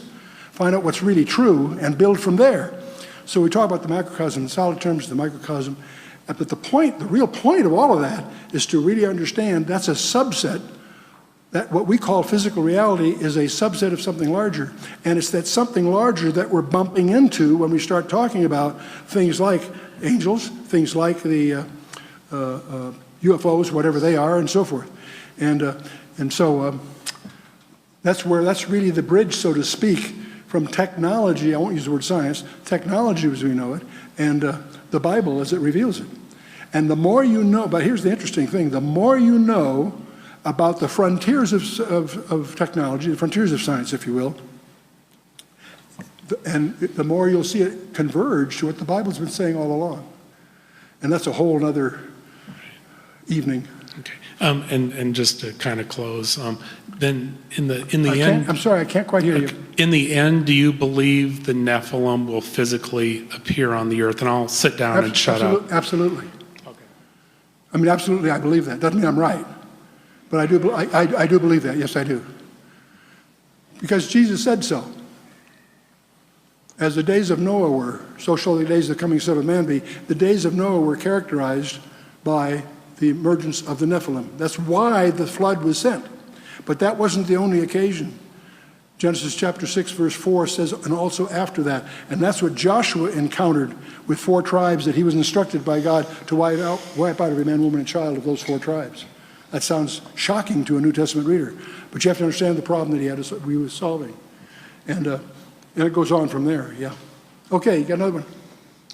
So my question is if you were able to cure a specific disease, say asthma, by some sort of embryonic manipulation where you added, say, bullfrog DNA to it, would that be something that would basically turn you into a Nephilim? As far as God's concerned? No. I don't think there's any connection there at all. If you had a cure for asthma, whatever, it depends what the cure is, but that has got nothing to do with the supernatural involvement of hostile spirit beings, which is what the Nephilim, the Nephilim were the offspring, the result of an ungodly union between fallen angels and human women. That's what led to the legends that we now know as Greek mythology. There's a whole background there, all through it's got nothing to do with seeking cures in a legitimate medical context. Good heavens, no. Okay, well, I guess my question is if you're actually manipulating what it is to be human, is there a point, would you say, that God basically... Speak a little louder in the mic and a little slowly, more slowly. If changing the genome for a specific reason like that eventually pushes you beyond the borders of what is normally human, sort of like those cats that glow in the dark? You're tampering, you're tampering, when you start tampering with the genome, trying to understand it is one thing, but trying to tamper with it, you're tampering with the engines of creation. You're tampering with something that we haven't earned the right, we run the risk of opening Pandora's box, so to speak. Okay? Literally. So would creatures like that have a soul, would you say? Oh, now that's the big debate. That's the big debate. And I realize you can't really... No. There's a big debate going on right now in the Vatican. There have been conferences and things. Can an alien be baptized? And there's different theologians had different views on that. And I think, if my information is correct, later this week we're going to there's 28 speakers in a big conference at Colorado Springs that's going to include all this stuff. But I believe the Vatican has determined that they regard an alien as baptizable. See, the field of Depends on how much contribution they're willing to make to the church. Yeah, right. Yeah, right. Very good. You got me derailed there. That's good. Leave it right there. No, relative to the Vatican. We were talking about alien acceptance into the church and baptism. Yeah, that's exactly how they're going to treat it. Sure, but now see the field of astrobiology is science is supposed to be the study of evidence, and the people who are involved with what's called astrobiology, life outside the Earth, have a problem, is because there's absolutely no evidence. So they don't have a science to study. They can talk about it, they can have meetings, but they really are not, they can't demonstrate that they are a legitimate science in the first place. But that leads to the next issue. If there is life outside the Earth, and I don't believe there is for a number of reasons, and I don't say that superficially, that's been my life. If there is life out, is it sinful or is it sinless? Whichever presumption you take, you've got an insolvable problem. Because if you got sinless there, you got all kinds of, if it's sinless life, then Christ wasn't necessary? Or if it is sinful, was it resolved on a wooden cross in Judea 2,000 years ago? See, you go down a logical path that's totally disruptive either way. So the whole astrobiologist, and there's so many people that get into UFOs and extraterrestrial communication, and the only extraterrestrial communication I'm aware of is the one that we have in our laps. And by the way, it's provably extraterrestrial. The Bible, the 66 books by 40 authors by more than 40 authors over a period of almost 2,000 years, is demonstrably an integrated message system. And that message system had to have its origin from outside time. And you can prove that. I'm so tired of, Sean, some of these guys on the radio saying, you can't prove the Bible, but then they go to say something positive. I hate that preamble they always throw in there. You can't prove the Bible, but, as if that acknowledgement was some kind of preamble. Nonsense, you can prove the Bible. You do it from an information science point of view, and it's bulletproof. But we have another question. Hi. You mentioned the Roman Catholic Church real briefly. What do you think is their role as end times continue? What is the question exactly? What is the role, what do you think the role is of the Roman Catholic Church as we continue in end times? With respect to whom? I don't know. Well, their role with respect to the Pope is one thing, but my opinion about their role has no relevance to anybody. I don't. Do you think the Bible says something about the Roman Catholic Church in the end times? Oh, I think there's lots to be said about it. I think the letter to Thyatira has a lot to say about it. If you're really interested in that, the best, most documented study I've seen was done by Dave Hunt. Called The Woman Rides the Beast. He makes a distinction between the woman that rides the beast and the beast of Revelation. And it is so thoroughly documented, it is so prophetically oriented. Now it happens that Dave and I disagree on some aspects of that, but I have to tell you candidly, it's probably the best piece of work around on the subject. So in terms of the role, as you put it, of the Roman Catholic Church. If anybody's Catholic, they desperately need to read that book, because it's well documented and it contains things that they may not know. So, thank you. If that helps, I hope it does. And but if you study Jesus wrote 7 letters, and the longest letter was to Thyatira, which happens by the idioms it uses to speak to that issue. Good. We got another question. Speak right into the mic, and loudly and slowly. Do you think it's a possibility that artificial intelligence and learning computers could possibly replace humans in businesses and companies? You know, I can't hear what she's saying. I can't. She asked if artificial intelligence and computers will someday take the place of human beings, and I think that the right answer is it's already happened. Sure, it already happened. And it will continue to happen. Back when I was originally in the RAND environment, the big debate in those days, can a computer think? Which simply begs the question of what thinking is. So they finally adopted a definition called the simulation of cognitive behavior. But that's just getting into vocabulary. Any role that you can define, you can put into a program.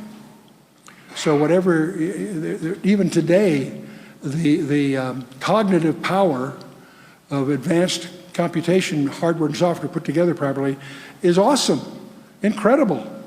And the very fact that you have a government agency in Utah that is recording and storing and organizing every piece of mail, every email, every phone call on the planet Earth is a major topic of concern, because it's not a dream or a myth, it's there operating. So no, the collective horsepower, even today, of the computational investment on the planet Earth is enormous, awesome, whether we like it or not. It is, you know.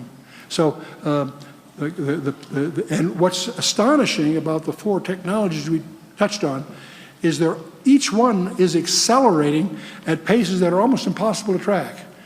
I've got people tracking each one of those, and every day goes by, there aren't 3 or 4 more worthy additions to our database.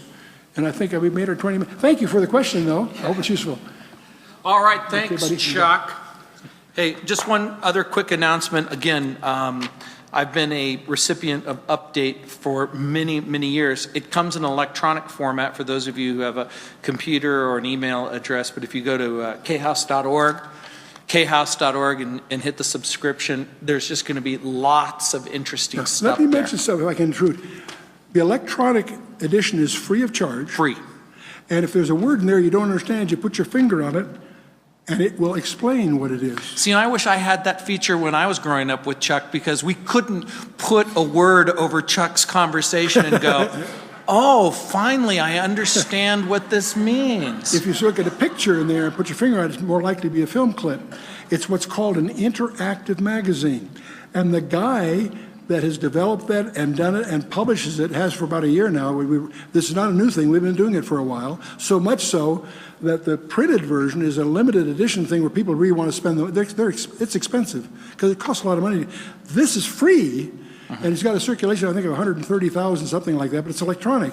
The guy that does it is out there at the table. Yeah. That's all the work of Gordon MacDonald, who's the head of our research, but his day job, so to speak, is to nurse and do all the editing to make that incredible thing available. And it's free of charge. If you have an iPad or a computer, PC or Mac, whatever, it'll be an interactive product that you'll find very exciting. And if there's a reference there, you can click on it and it'll automatically go to the reference for you. By the way, Chuck Missler used to be with the RAND Corporation. There's a group that's forming, a young adult group that's going to be headquartered out of here, but it's going to minister to the whole Front Range of Colorado. We're calling it Think Tank. And David and Jenna Ellis, are you still here? There's David, you can see him. Again, if this kind of information and things like it, part of the plan is to bring some of the best authors, speakers, thinkers on subjects that you're going to want more information about in the weeks, months ahead. So again, there's lots of resources out there. There's so many Chuck Missler resources that I can't even begin to talk about them. The problem is once you get one, you'll get hooked, you'll want more. I should warn them about addiction. Yes, yes, it is. He's sort of like organic green chili. The green chili, once it enters your mouth, it lights up your life. You're happy forever. But it might sting a little bit when you're eating it, and especially when it hits the intestines. But trust me, it's worth the meal. Again, why don't you guys just stand up real quick and I'll dismiss you. And again, Chuck will be available. There's resources available. And thanks for coming. Let's pray. Heavenly Father, we thank you and praise you. We glorify you for your grace and your mercy. Lord, we thank you that you know the beginning and the end. Lord, clearly you are the God who occupies eternity. Lord, you have all of the answers to all of the questions. And every once in a while, Lord, you give us an opportunity to know some of those answers. Lord, we know that the secret things belong to you. But Lord, again, we thank you for the privilege that we can ask questions and we can expect answers. And again, Father, we thank you for Jesus. We thank you for life and love and redemption. And again, Father, we thank you. We praise you. In Jesus' name, amen. Thanks for coming. God bless you guys.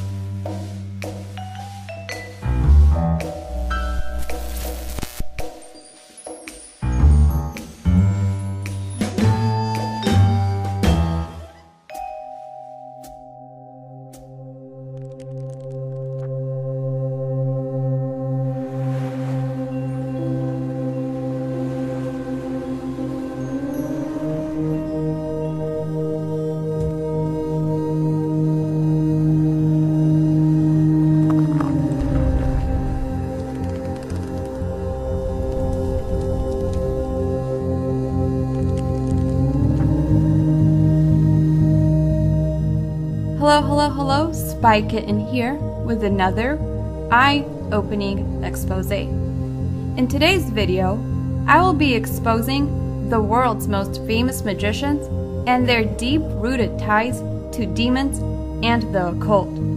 So let's get to it, because there's much to be exposed.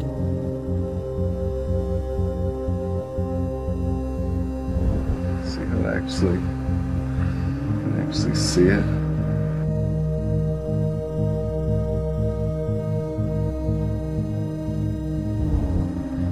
Just pull. Good. Pull.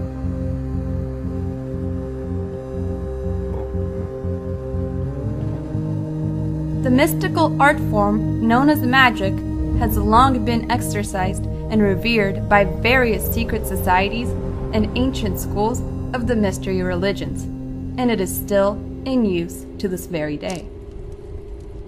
To the true practitioners of this craft, the embodiment of magic is in fact very real, and is very different from the conventional and commercial sleight of hand and stage magic that we are all used to seeing today.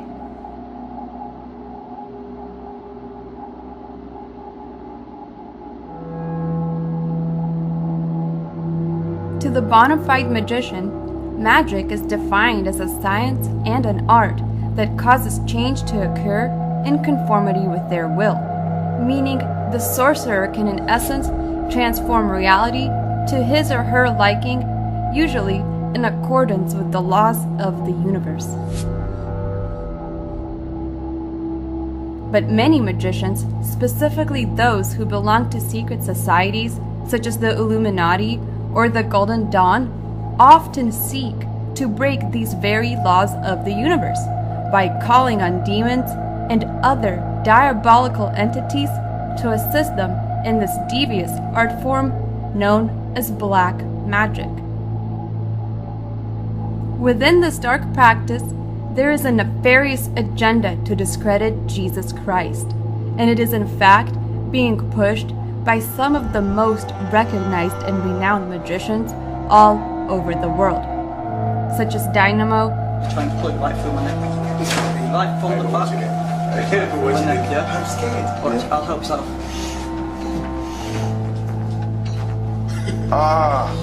Oh my God. He just pulled this chain out of his neck. David Blaine. That'll do the trick, just... Yeah, that's what you do.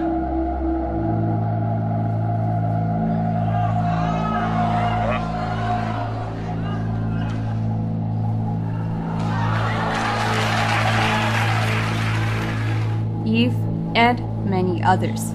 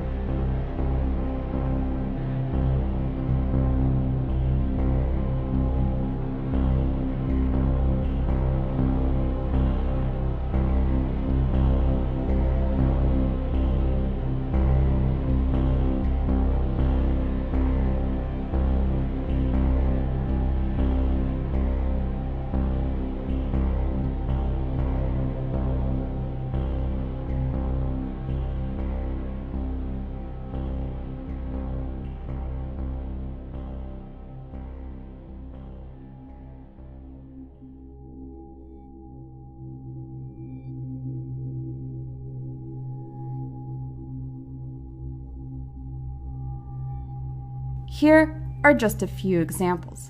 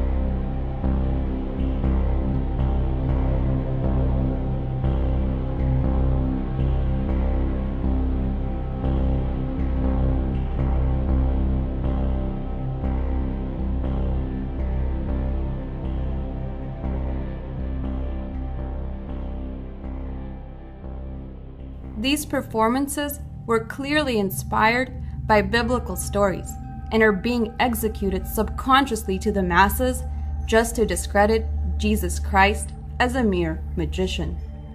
These are truly the false miracles of the Antichrist spirit.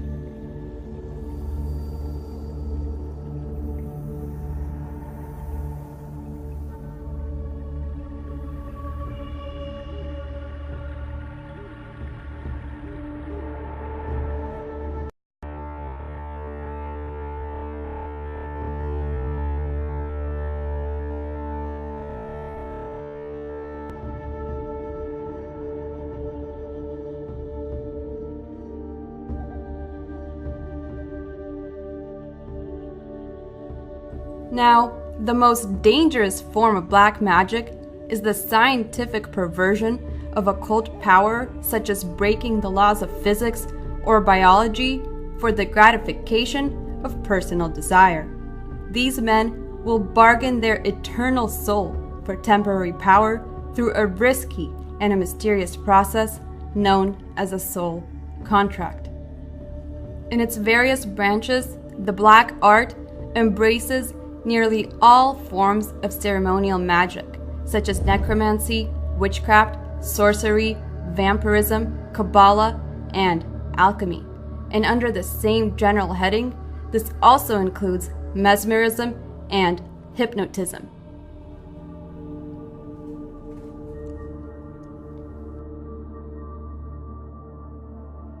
There are some crucial factors that these magicians have truly mastered concerning the theory and practice of black magic. That's mental.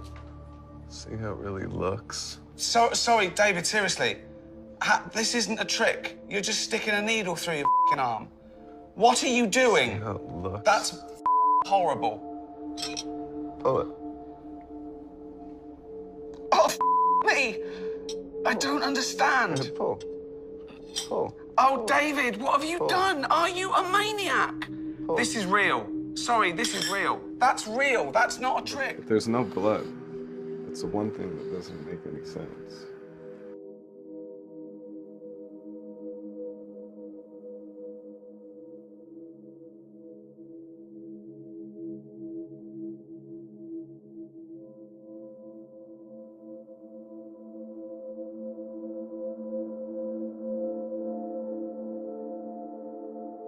It is possible to contact these invisible entities and gain their help in some human undertaking.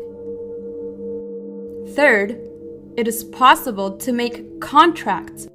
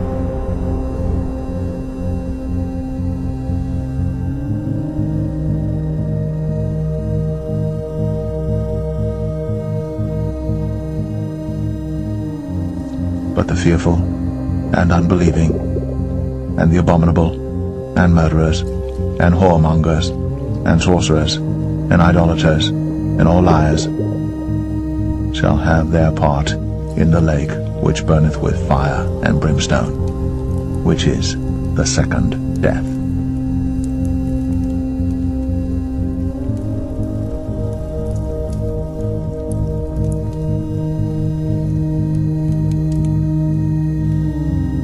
God bless each and every one of you. I hoped you enjoyed this eye-opening expose. This was a Spy Kitten approved message. Comment, like, and subscribe for more content.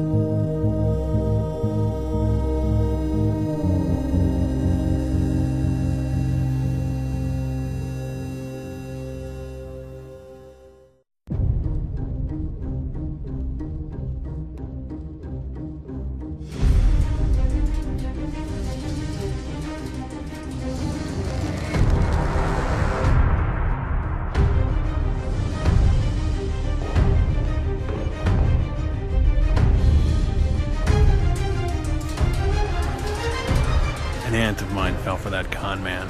She gives money to the church even when she earns almost nothing. It's all lies and fake healings. Just an act. Do you understand the danger this man represents? We can't allow this man to act with impunity. I hear that Silvio Santos and Machado de Carvalho are thinking of selling Record. Minister, what's your take on the purchase of a TV station by Bishop Adir Macedo? If I were you, I'd cancel this contract. With all the confusion and your church being under investigation, it might seem like a provocation. You're messing with very powerful people, Adir. I'm scared. Please try to find something out for me, okay? Now is the time to attack.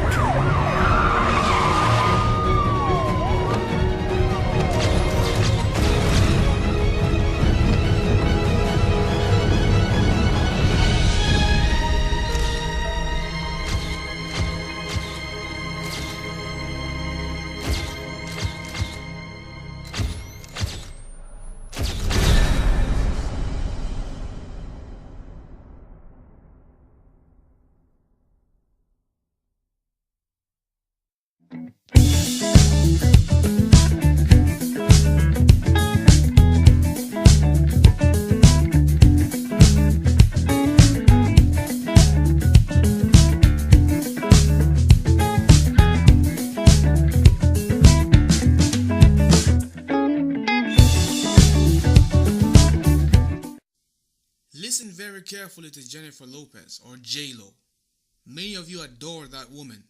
What she is about to speak, many of you are going to undermine, and you're going to see nothing significant about her speech. However, you have every reason to be concerned by what she says, because these are cryptic words. Listen carefully. I will never forget my first Grammy nomination, or the dress I wore that night. But... yes, but this night is not about dresses or even awards. It is about the music, the words, and the voices, how they move us and inspire us and touch all of our lives. At this particular point in history, our voices are needed more than ever.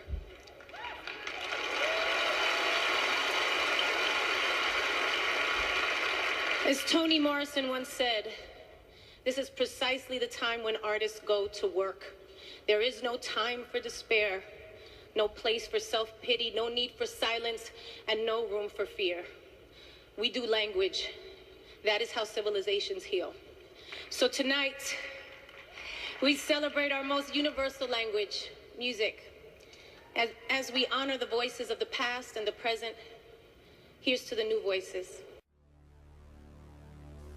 The first thing I'm going to bring to your attention and let you know is the very obvious. First, make note, Jennifer Lopez is not stupid. She's not a stupid woman.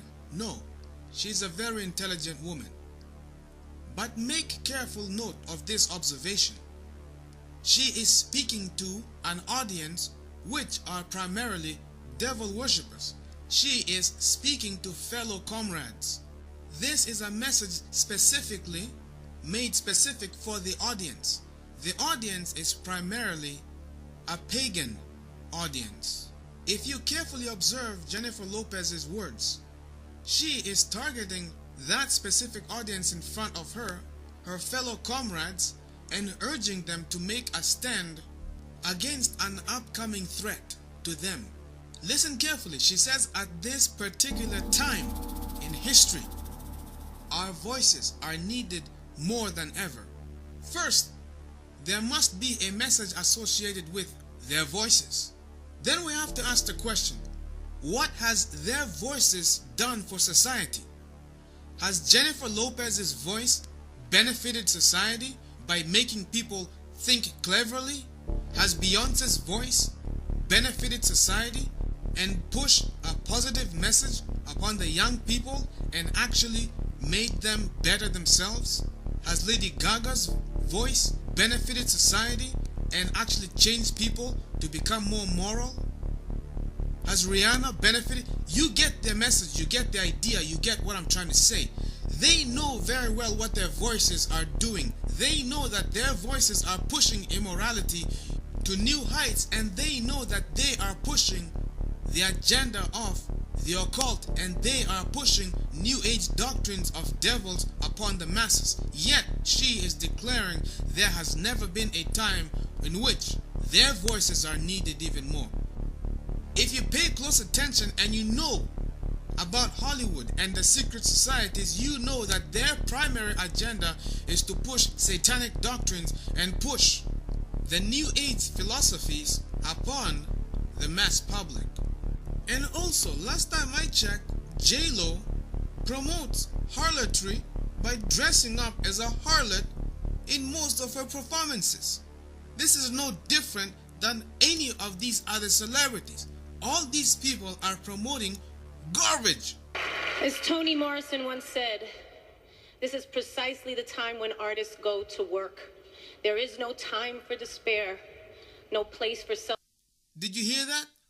As Toni Morrison once said, this is precisely the time when artists go to work. This is the sound of desperation. This is the sound of a declaration of war against something. In other words, there is a war for your minds. Ladies and gentlemen, in case you didn't know, I hope you know it by now. There is a war being fought for your mind, a spiritual war. And these people are playing advocates of the devil. Jennifer Lopez is a part of the deception. Dear Jennifer Lopez, or J-Lo, if ever there was a time in history in which you are irrelevant, it's now. If ever there was a time in history in which all of Hollywood's devil-worshipping buffoons are to be silenced and to be recognized as the irrelevant ones of society, now is the time. Of course, we are clever enough and intelligent enough to know that these people are not going anywhere. Why? Because they are too close. They kiss each other. They intermingle themselves as one with the rulers of the media. The media is on their side. Hollywood, its rulers are on their side. They are together. They are like lovers. So don't expect these Satanists to go anywhere anytime soon. They're not going to leave the spotlight until Jesus Christ comes and puts an end to the corruption and to the sin. Remember, the knowledge of sin only continues to grow. These devil worshippers, these Hollywood celebrities and musicians and all the garbage people, artists, all they are going to do is continue to further their agenda of pushing satanic doctrines. What Jennifer Lopez was declaring is simply, she is talking to her fellow comrades, her fellow Satanists, if you will, telling them or trying to give them trying to add the fuel to the fire to keep the flame burning. And that flame is simply to keep them moving, to keep them. That's what she's trying to push. And what's their mission? Their mission is primarily to promote the spirit of Antichrist, which is after destroying the Word of God, getting rid of the gospel, getting rid of anything that has to do with morality, and destroying the divinity of Jesus Christ, attacking anything that has to do with the living God. That's what their mission is. It's not for entertainment's sake, just to... Do you honestly think that that's what it's all about? That they're simply just entertaining you because they love to entertain you? No. I've told you before. When you go to the live performances of these people, you are simply the congregation and they are the ministers. But they're ministers of darkness. They're not ministering to you any truth. No.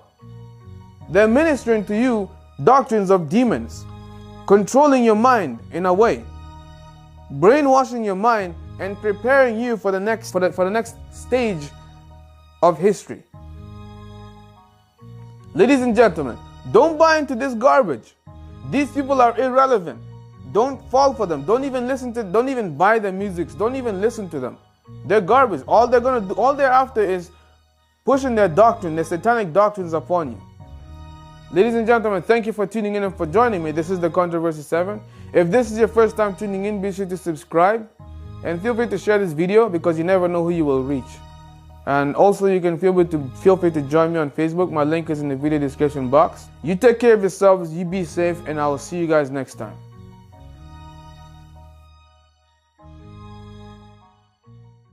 Just like that day when you did nothing. You did nothing.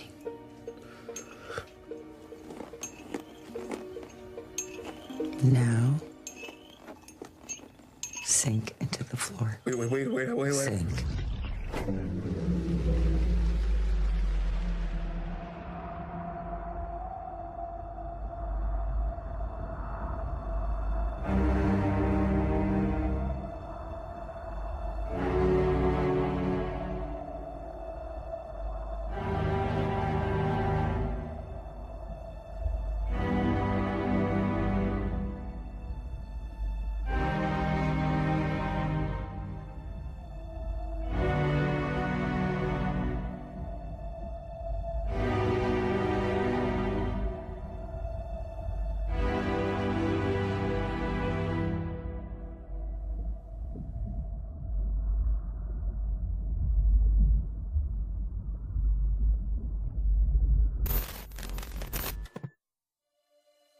Feeling great, I feel nervous, a little bit overwhelmed. I feel a little shaky, I don't know what's wrong with me. No, but it's good. It's good. You gonna get it. It's a question.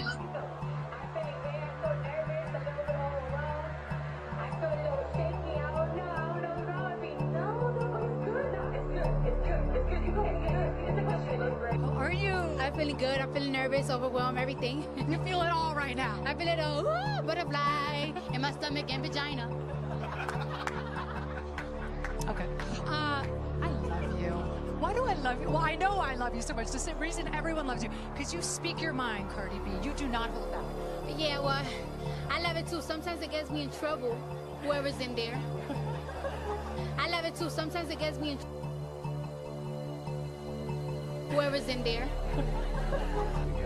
Yes, I'm so excited. And you did some fun skits with Andy Samberg before. Yes, I did. Andy's so funny, and Justin Timberlake's hosting. So right. Have you met Justin before? I have met Justin before, yes. And you're gonna do? Are you doing a skit with him? We heard you doing a skit. I believe we are.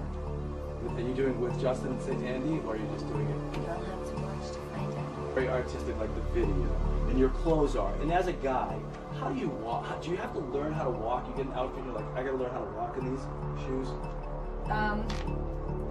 Well, do I have to? No, I'm a professional. Okay. And you need to learn how to walk in those. I did the Walkers. Exactly, they're logging boots, Walmart specials. I love Walmart. So do I. My album is going to be sold at Walmart. Good girl. All right.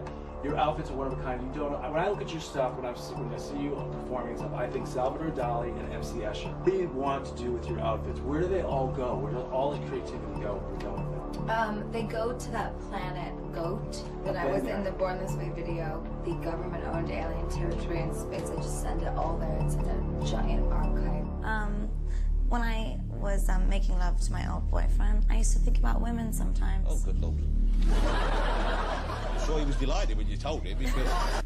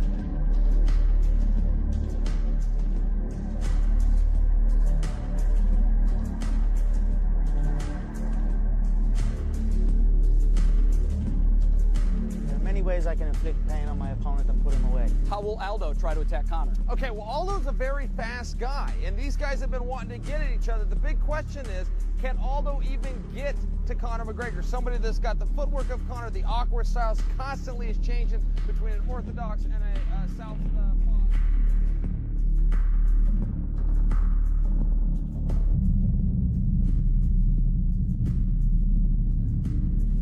Just a short time ago, Conor said that you had disrespected him, and that's why he sees you the way he sees you. Ele falou que tempo atrás, o Conor falou que você desrespeitou ele, por isso que ele vê você do jeito que ele vê você. Não vejo onde isso. Acho que nunca desrespeitei ninguém. Estou bem tranquilo quanto isso. Não vejo problema nenhum para mim. I don't think so. I don't think it's a problem. I've never disrespected anyone, so I'm not sure what it is.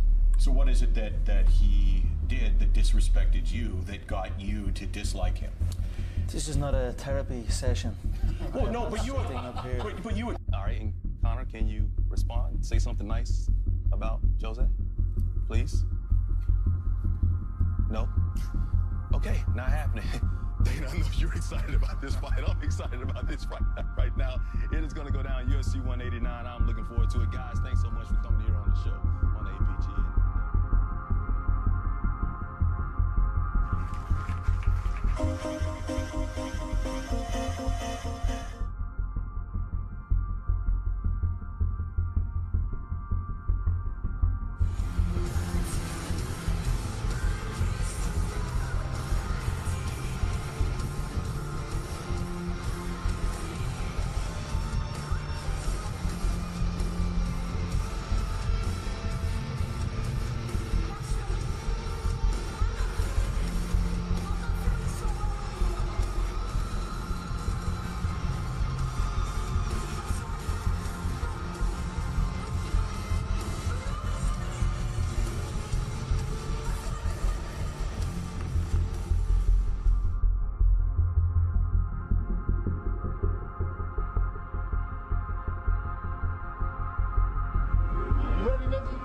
Ready for that raw dog shit, nigga?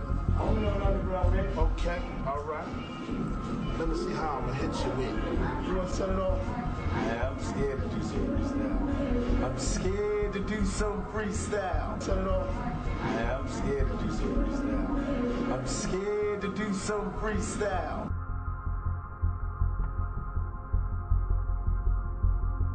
I don't even know how to do this. Yeah. I just have always wanted to try it out. Why have you always wanted to try it out? I just have always wanted to try it out. Why have you always wanted to try it out? Marshall Mathers. Some of you may know him as Eminem, but he's going to join the Saturday Night crew with our music intro starting next Saturday night. But folks, I want to take you to the world premiere of one of his new videos called Berserk. Take a listen. Yeah, sorry. Live TV. Live TV freaks me out a little bit. No. Yes, I'm sorry. What was the question? Yeah, I'm really uncomfortable right now. Okay. Just friends, and he's a good man. Doing well. Long time. We've been friends for a long time. Life. We discussed it.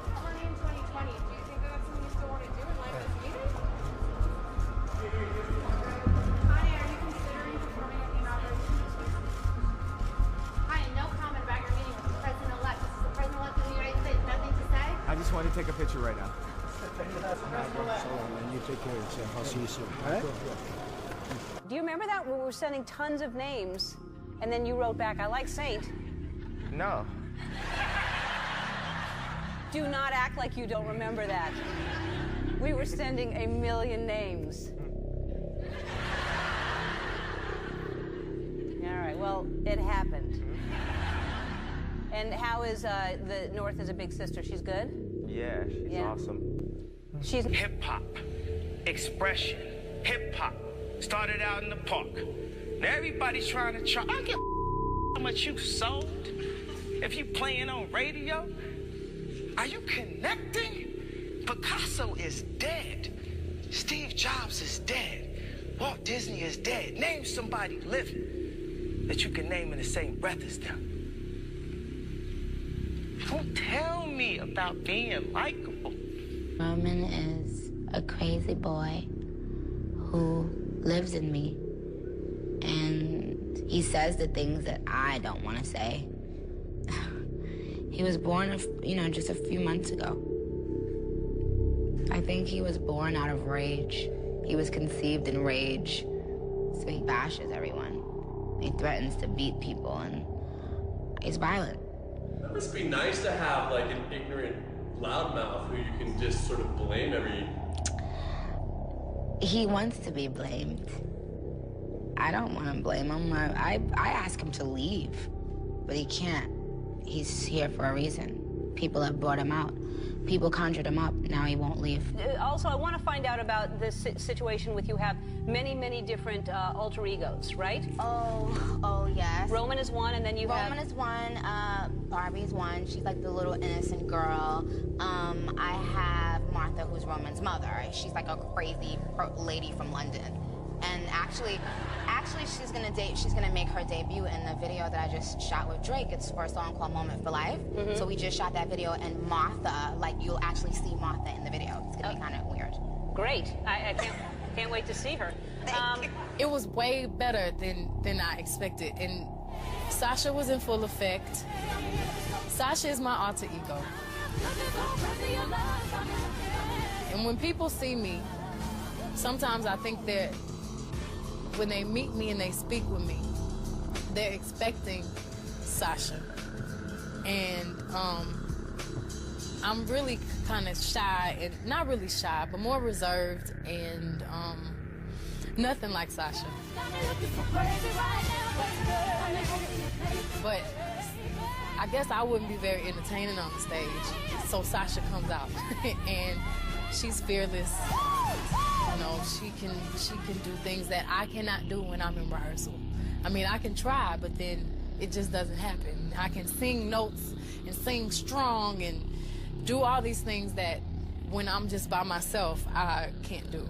And I remember right before I performed, I raised my hands up, and it was kind of the first time I felt something else come into me, and I knew that was gonna be my coming out night for the BET Awards.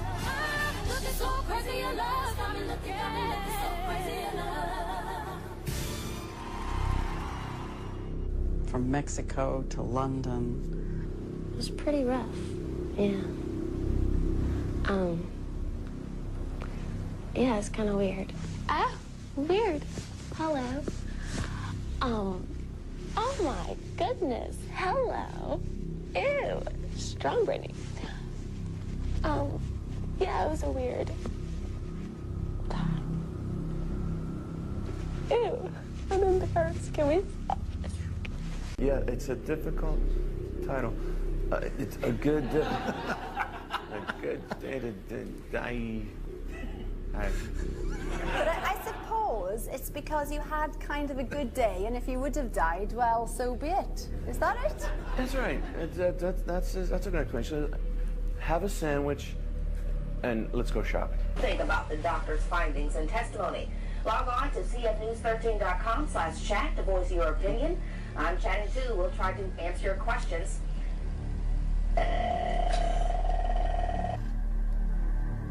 I'm sorry, is there someone talking to you? Yes, sorry. Sorry about that. So I just was wondering how everyone's doing.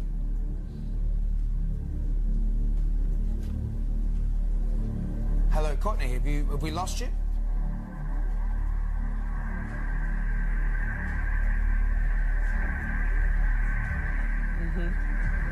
All right. It looks like Courtney doesn't really want to go there with that question. I think she's blanking. So I just was wondering how everyone's doing.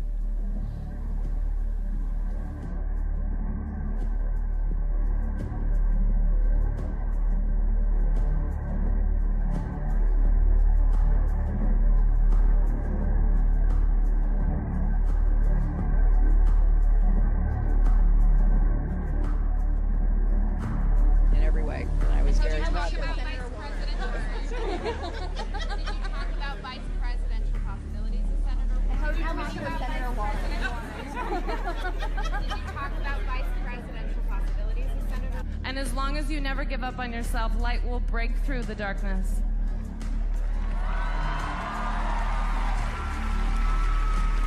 Suggests otherwise. ABC's Gio Benitez is on the story. Gio, sad stuff. It really is, Dan. This morning, Amanda Bynes denies it all, saying she never tossed anything out through the window. It's a bizarre new case for her growing list of problems. And wait till you... All human beings, and we are all together on this horrible, painful, joyous, exciting, and mysterious ride that is being alive. Now, as we act in the continuing narrative of Stranger Things, we 1983 Midwesters will repel bullies. Recorded off-air transmissions from the Bush-Clinton presidential election campaign in the 1990s, we can see that Bill Clinton was nothing more than a puppet to the puppet masters.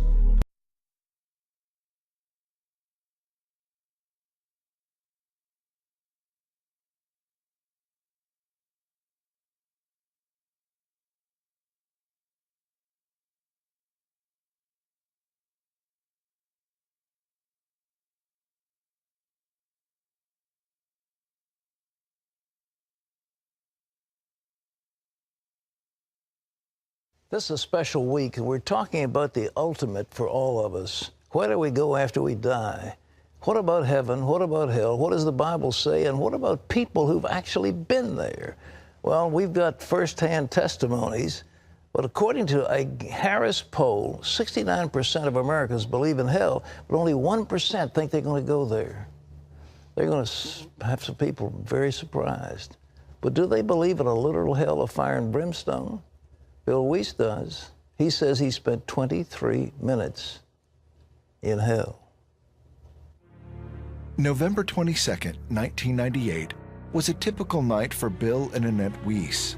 They spent the evening with friends, then came home and went to bed around midnight. About 3 hours later, Bill felt himself lifted from his bed and hurled through the air. He landed on the hard floor of a prison cell. So a strange story is told in a book called 23 Questions About Hell, and also 23 Minutes in Hell. Bill Wiese is here with us. Bill, good to have you. Welcome. Great to be with you, Pat. It's an honor to be with you. All right. You're a nominal church member, I guess. Are you more than nominal? You're a dedicated church member? Full-time. 41 years I've been involved in church and ministry. But before this thing happened to you, though, you were asleep. Yes. We went to a prayer meeting, came home like any other normal night. Yeah. And I got up at 3 o'clock in the morning to get a glass of water. Mm-hmm. And suddenly I was pulled out of my body, like being sucked out of your body. And I found myself falling through the air, and I landed in this actual prison cell in hell. Rough-hewn stone walls, bars, filthy, stinking, dirty prison, like a dungeon. Yeah. Now, this was an out-of-body experience. This was a vision, okay? Right. I've never had one like this before, but anyway, it was actually a prison cell. And there were these demonic creatures in this cell. What were they like? Reptilish in appearance, bumps and scales all over their bodies. Yeah. These particular two were about 12 or 13 feet tall. There's even scripture for that, but... Did they look like anything that you've ever seen a picture of? Yes. There are some depictions that are pretty accurate.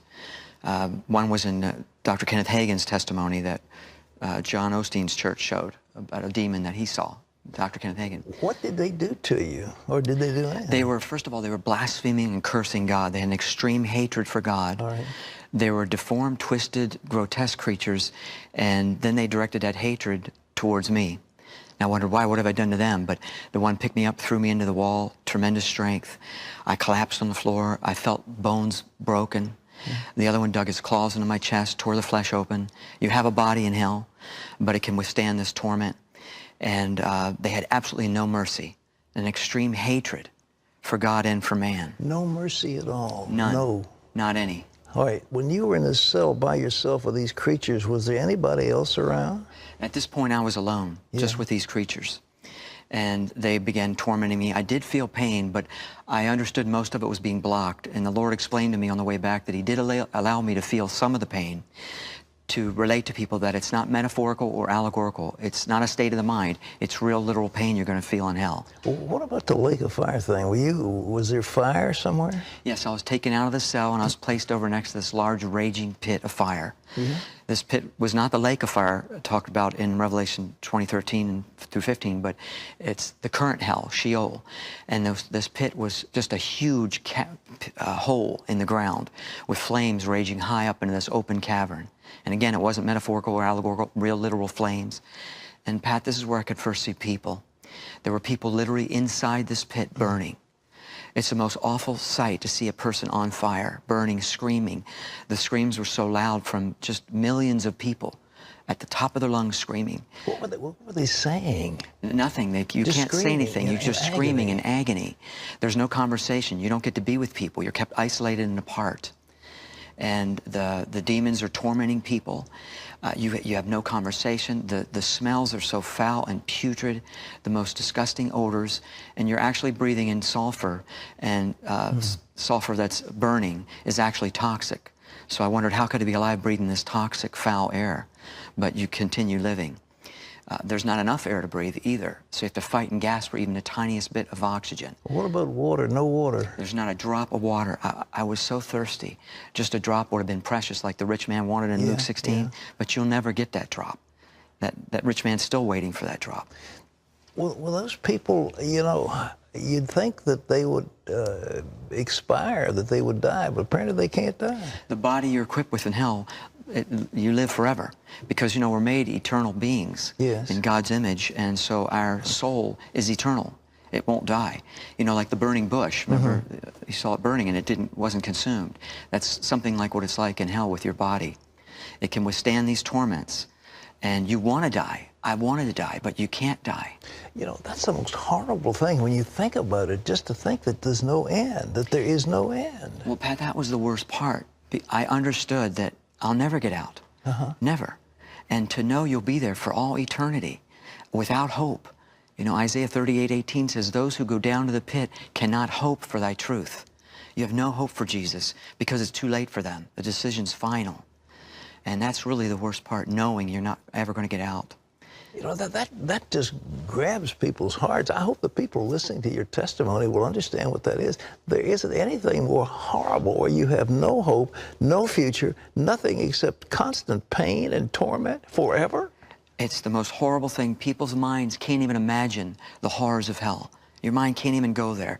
Any one of these things would kill you. And the darkness, I only could see a little bit through the flames, but the darkness just consumes any of the light from the flames. It is so dark that you can actually feel the darkness. Exodus 10:21 talks about a darkness that may be felt. So that's not an exaggeration, because there's so much evil and wickedness in this place. There's no love of any kind. You understand you're never going to get rescued. There's no angels to protect you. There's no one to talk to. You're not going to get out of this place. No one to talk to. There's no fellowship. None. You know, none. You're not going to get out. You're not going to. People think there's going to be a lot of their buddies in hell. It doesn't work that way. That doesn't work that way. You're alone. You're alone forever. Forever. And that's why people need to know how important this decision is to make that we have in life here. You know, we serve a loving God. He doesn't want anybody to go to this place. It was made for the devil and his angels, not for man.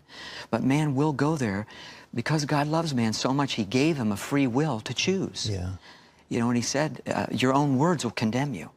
Did you finally cry out to Jesus? How'd you get out? Well, when I was viewing all this torment and people burning in the fire, I began being lifted up through this tunnel. And that's where this bright light appeared. Suddenly, this bright light.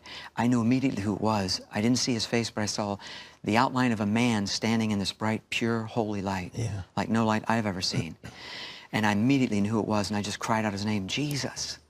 And he said, I am. I collapsed at his feet. I don't know if I died, but he touched me. And when I came to, I started having thoughts, and he would answer my thoughts. And there was many thoughts. I don't have time to go through them all here. But, yeah, I thought, Lord, why did you send me to that horrible place? He said, because many people do not believe hell is real. He said, even some of my own people do not believe hell exists. Which that statement surprised me, because I thought all Christians believe in hell, but many of them do not. They believe in annihilationism or universalism or soul sleep. None of that's true. Jesus said in Matthew 25:46, these shall go into everlasting life, and these shall go into everlasting punishment. He used the same word, everlasting, aionios. So just as heaven is everlasting, so is hell. But it's a place. I mean, a lot of Christians think it's not a place. It's a real geographical location. I understood I was down deep in the earth. I understood there were different levels of torment and degrees of punishment. Remember, Jesus said, you shall receive the greater damnation, inferring there's a lesser. But the point is, there is no comfortable level in hell. They're all horrendous beyond anything you can imagine. Why were they there? Did you find out why the Lord sent these people to hell, or they went to hell? They went to hell because they denied Jesus as their personal Savior. Yes. They had the choice in life, and they rejected Him. Even though God offered Himself to people throughout their whole lives, people on their own, they reject. The only way is knowing Jesus Christ and repenting of your sins. And if you don't do that, you will end up in this place. And I don't care what you're raised with. If you don't know Jesus Christ, you will end up in this place for all eternity. That's horrible to contemplate. It is. It's horrible. It is the most horrible thing. That's why God wants us as Christians to share the gospel. And He doesn't want anyone to go to this place. He wept when He saw people falling back in this tunnel that we came out of. It hurts Him to see people going into hell. But again, because He loves man, He gives them that choice. He tells you clearly how to stay out of there. Yeah. You know, in Revelation 21:8 says, all unbelievers shall have their part in the lake of fire. So He tells you, if you don't believe my word, you'll end up there. So it's their own words that condemn them and send them there. What's it done to you after you finished? Because you were only 23 minutes, and you came back. 23 seconds would be enough. Oh, yeah, okay. But it's changed my life. I've left my career in real estate. My wife and I travel full-time in the ministry just to share information with people. You know, this is not a message of condemnation. This is simply a message of warning. And I explain to people, it's not important they believe my experience. What's important is that they check out what the Word of God has to say. Did you ever find out why you were chosen to go there? I have no idea. I'm the least likely. I was not a Billy Graham. I just was a real estate broker going to work. I had my own company. I'm a conservative person.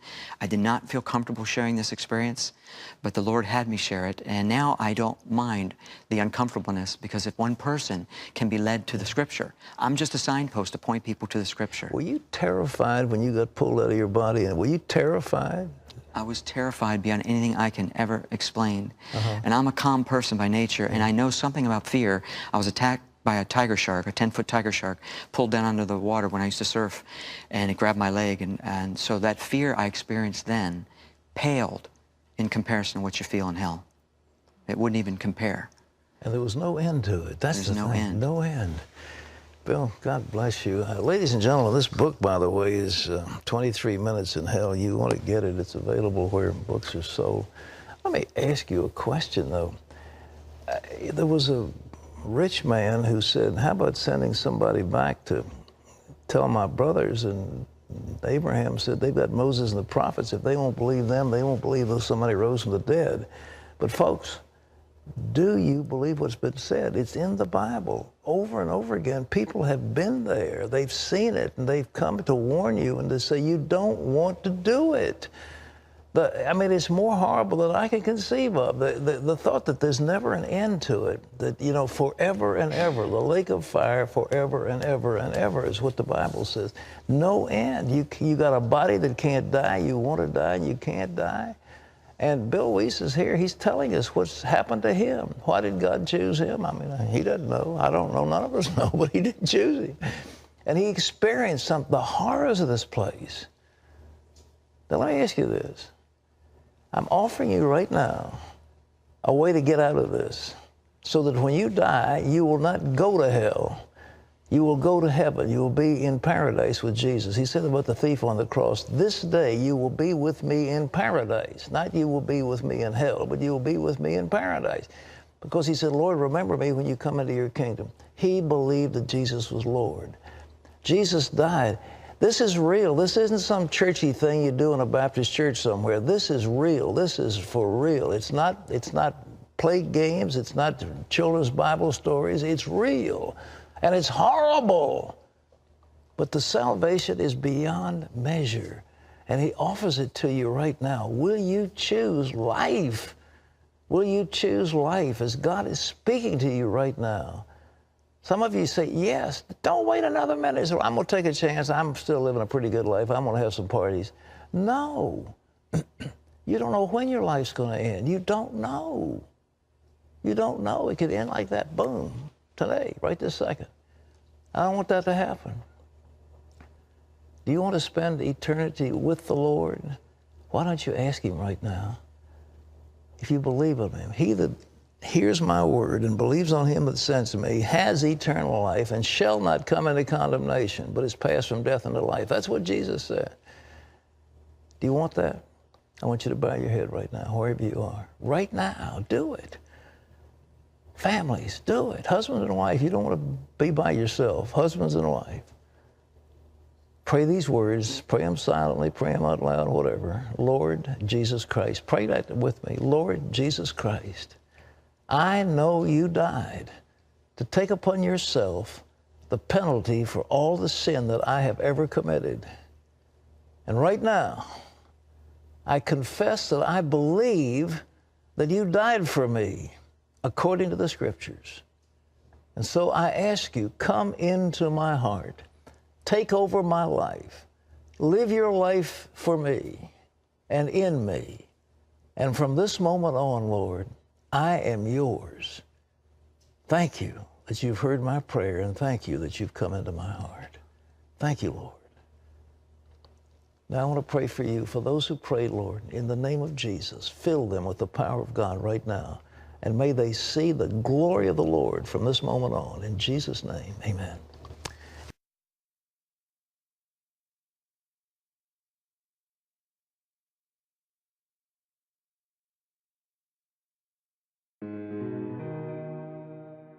The things that I'm going to tell you about today are horrendous, but the flip side of it is some of the things that the New World Order and the Illuminati know, if they were put to good use, would be fantastic.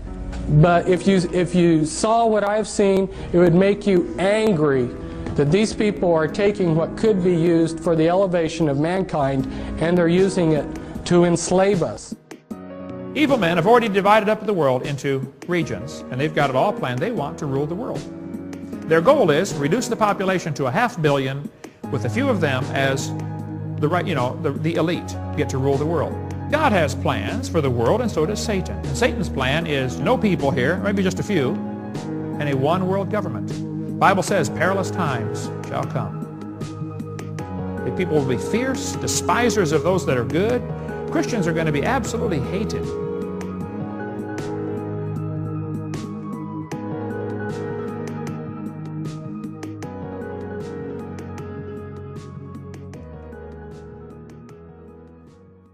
Its task will be to develop an overall strategy for America in this period when really a new world order can be created. It's a great opportunity. It isn't such a crisis. We know the race is not to the swift, nor the battle to the strong. Do you not think an angel rides in the whirlwind and directs this storm? But I do have one question. During the crisis, or any time that you're aware of, has the Federal Reserve or Treasury participated in any gold swaps arrangements? The Federal Reserve does not own any gold at all. We have not owned gold since 1934. Fire me once again!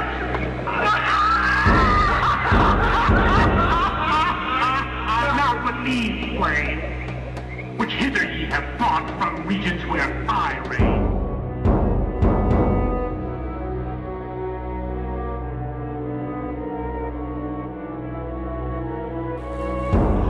Which passages of Scripture should guide our public policy?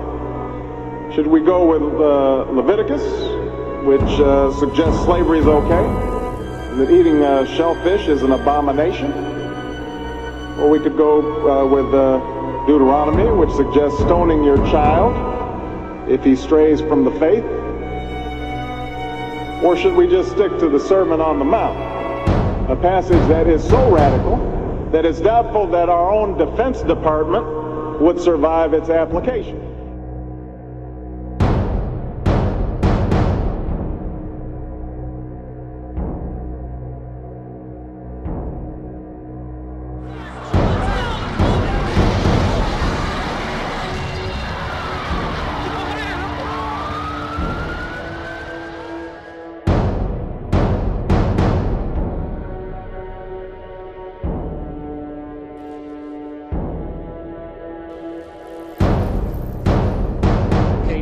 readings have told me, for what it's worth, that some of us will be able to have ascended abilities. I mean, full-on ascended abilities prior to the actual shift happening. So that would be very cool, because what we're expecting after 2012 is a 100 times more harmonious utopian world where things like time travel, levitation, instant telepathy, instant healing, telekinesis are as common and as everyday as breathing. What is at stake is more than one small country. It is a big idea, a new world order, where diverse nations are drawn together in common cause to achieve the universal aspirations of mankind: peace and security, freedom, and the rule of law.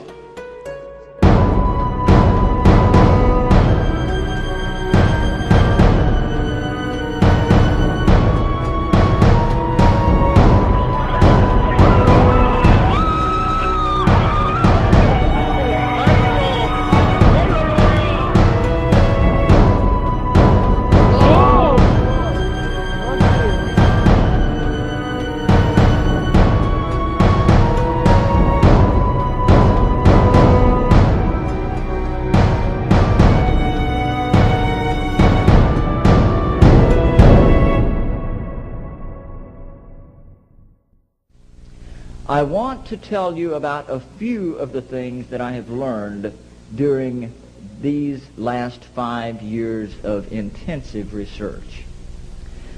Perhaps the most startling thing that I can share with you is that all of the conspiracy theories that you've ever heard about one world government, about the UN takeover of the world, all of those conspiracies have now been laid to rest. There's nothing conspiratorial about it. It's all published. The UN-funded Commission on Global Governance began meeting in 1992 in earnest and met for 4 years, and last fall released their final report. It is entitled Our Global Neighborhood. If the Bible is simply a book of myths, fairy tales, and stories, then it is disturbingly accurate in describing what we see unfolding in our current world climate. In my personal journey, I've come to the conclusion that the biblical worldview best explains the origin of evil and its many symptoms to mankind. It explains human suffering and the inescapable reality of death and decay that we experience in this world. But most importantly, it reveals why mankind has used deception as its most powerful and reliable instrument to carry out the plan set in motion by an ancient hate.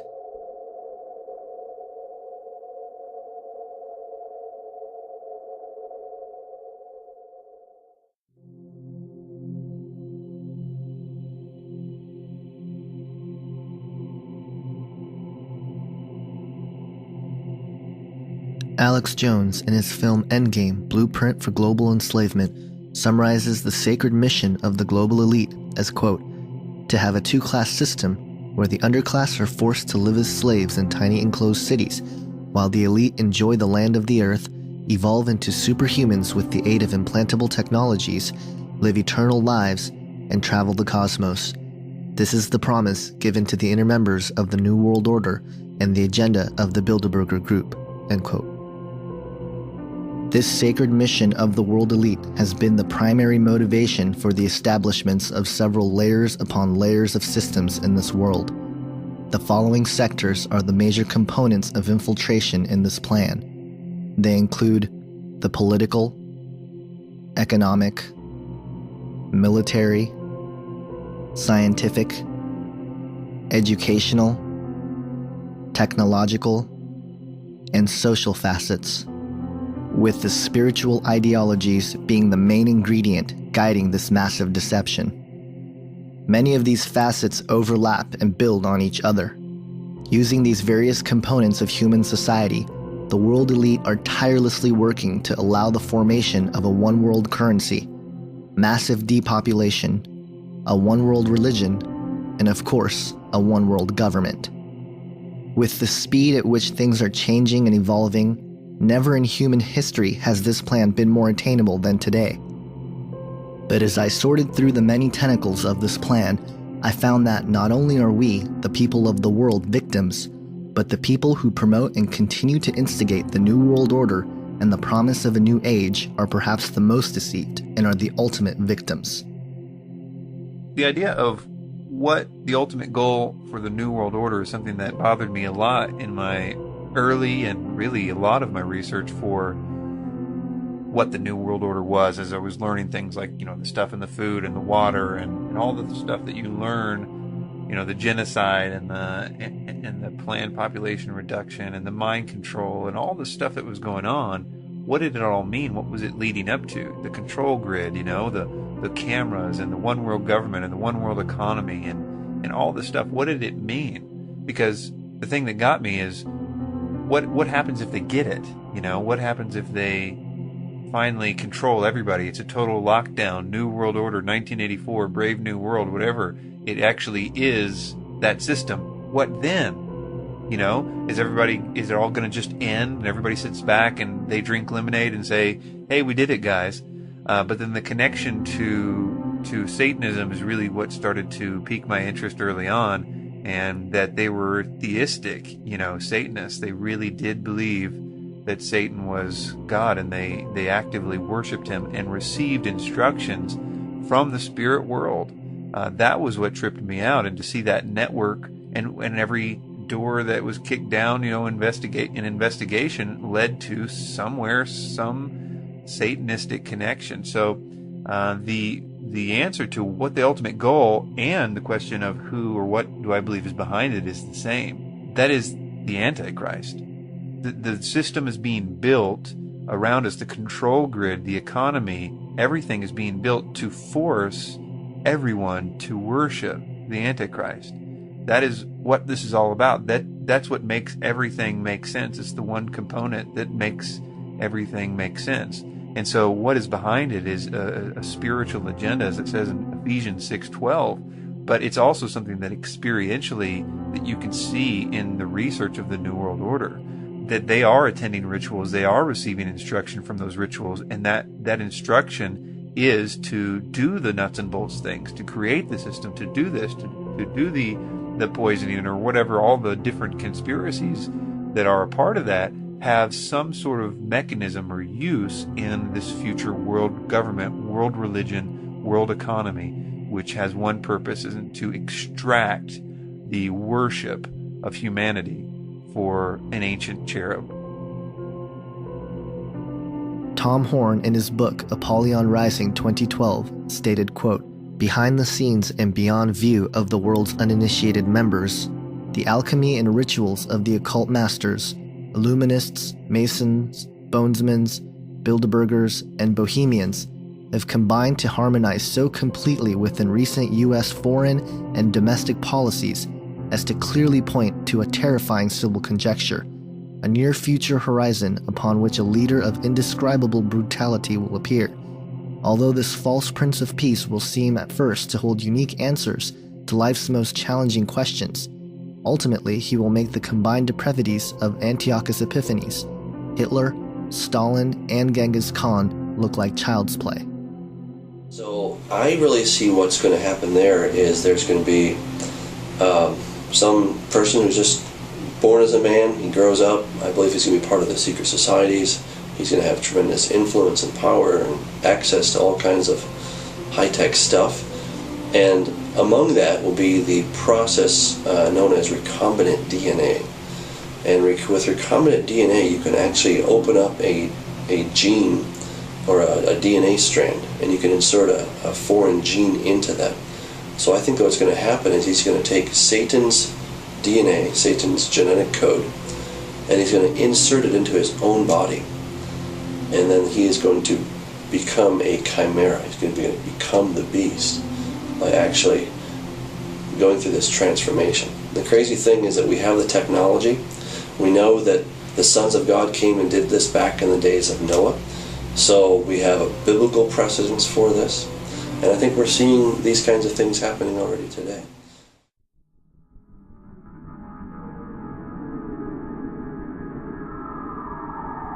To understand the biblical worldview of the New World Order, we must first look at the fall of mankind as recorded in Genesis 3. This chapter reveals the origin of the plan, who's behind it, and where it's going. No other ancient text reveals so much about the nature of evil and its methods than the Bible, and this is where it all begins. We all know the story. Adam and Eve were created by God in the Garden of Eden. God's creation was good, and mankind was very good. God had one commandment for Adam and Eve to follow. A serpent came and tempted Eve to eat from the tree of knowledge of good and evil. This is where it all begins.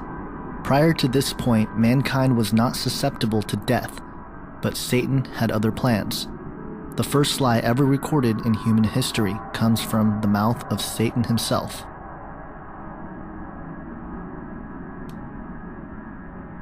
Satan, being the father of lies, was able to redefine what good meant. Upholding to the traits of a great deception, Satan's lie contained some truth. But to understand how this lie has permeated throughout history and is being used to create the New World Order, we must break down this passage. Satan knew that when they ate of the fruit of this tree, that mankind would be subject to death. This lie is the foundation for New Age ideas like reincarnation. It is the idea that even though we may physically die, there is no heaven or hell, but instead we return with another opportunity to attain enlightenment. It is also the one lie that many of the world elite believe today, which is that through the use of intellect, technology, and science, man will achieve immortality. This will become more obvious as we look into the sacred promise or ancient hope held close to those who are at work for the New World Order. Satan was implying here that secret knowledge and wisdom will be available to them. This is the main proponent behind the nature of secrecy which all secret societies possess. It is the idea that unattainable information will be partitioned to those who submit to the request of the one who holds the knowledge.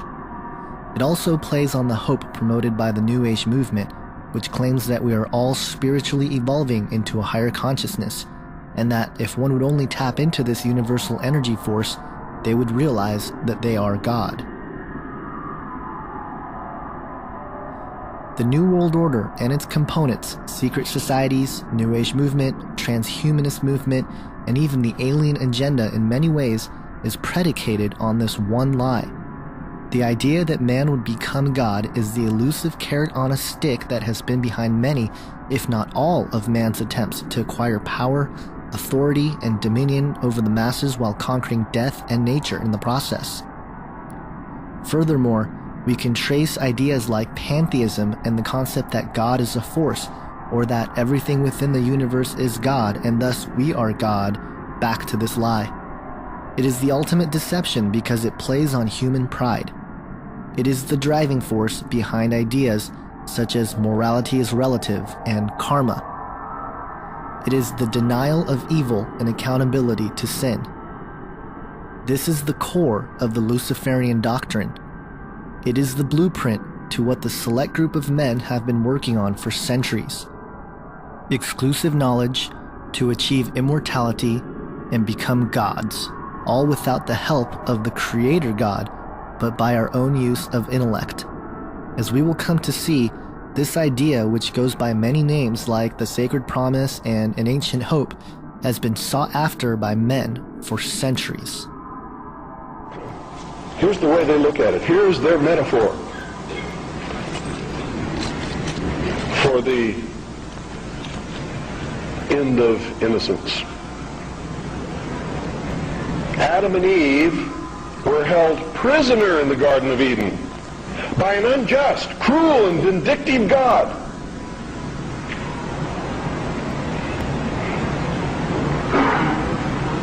Until Lucifer, through his agent Satan, set man free from this garden by giving him the gift of intellect.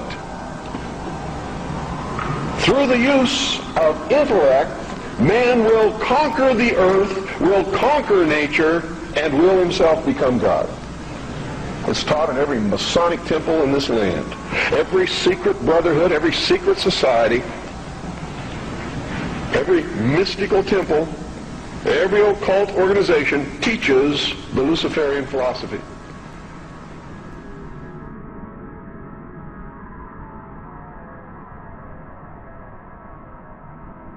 When our founders declared a new order of the ages, they were acting on an ancient hope that is meant to be fulfilled.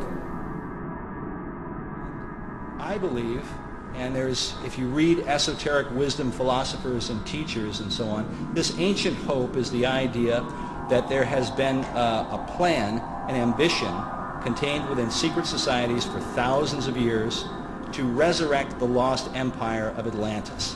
And for those who don't know, the whole idea of the new Atlantis and the New World Order and the New Order of the Ages are, if you read the writings of these societies, they are all one and the same thing. The ancient hope of which Bush refers to in his second inauguration speech demonstrates that Bush, or at the very least the authors of his speech, are well aware of the plan initiated by an ancient occult hierarchy now operating as secret societies to forge a world empire. The promise to those who help build this empire is that they will attain godhood themselves and become a part of a family of perfected human beings.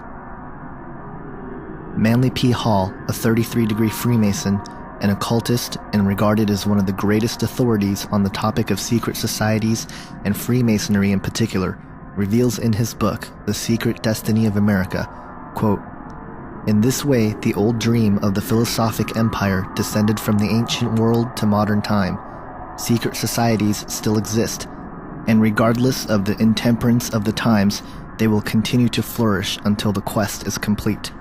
For more than 3,000 years, secret societies have labored to create the background of knowledge necessary to the establishment of an enlightened democracy among the nations of the world." End quote.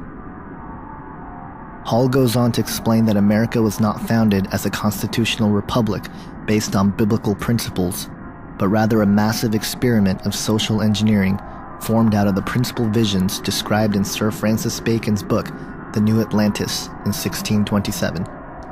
The basic principle was that the goal of attaining human perfection and a utopia that would come with it is the ultimate plan put forth and worked on since antiquity. He goes on to say, quote, "The supreme human purpose is the perfection of man. This must come first, and when this end has been achieved, all good things will inevitably follow." End quote. These principles all stem back from what is known as the ancient mystery school teachings.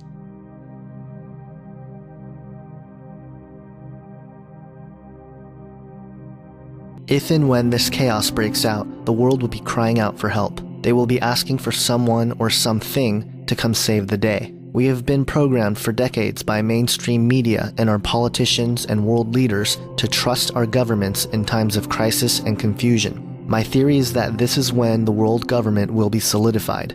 It will be a necessary action that everyone will accept in order to rebuild society and a chance to do it right in the minds of many.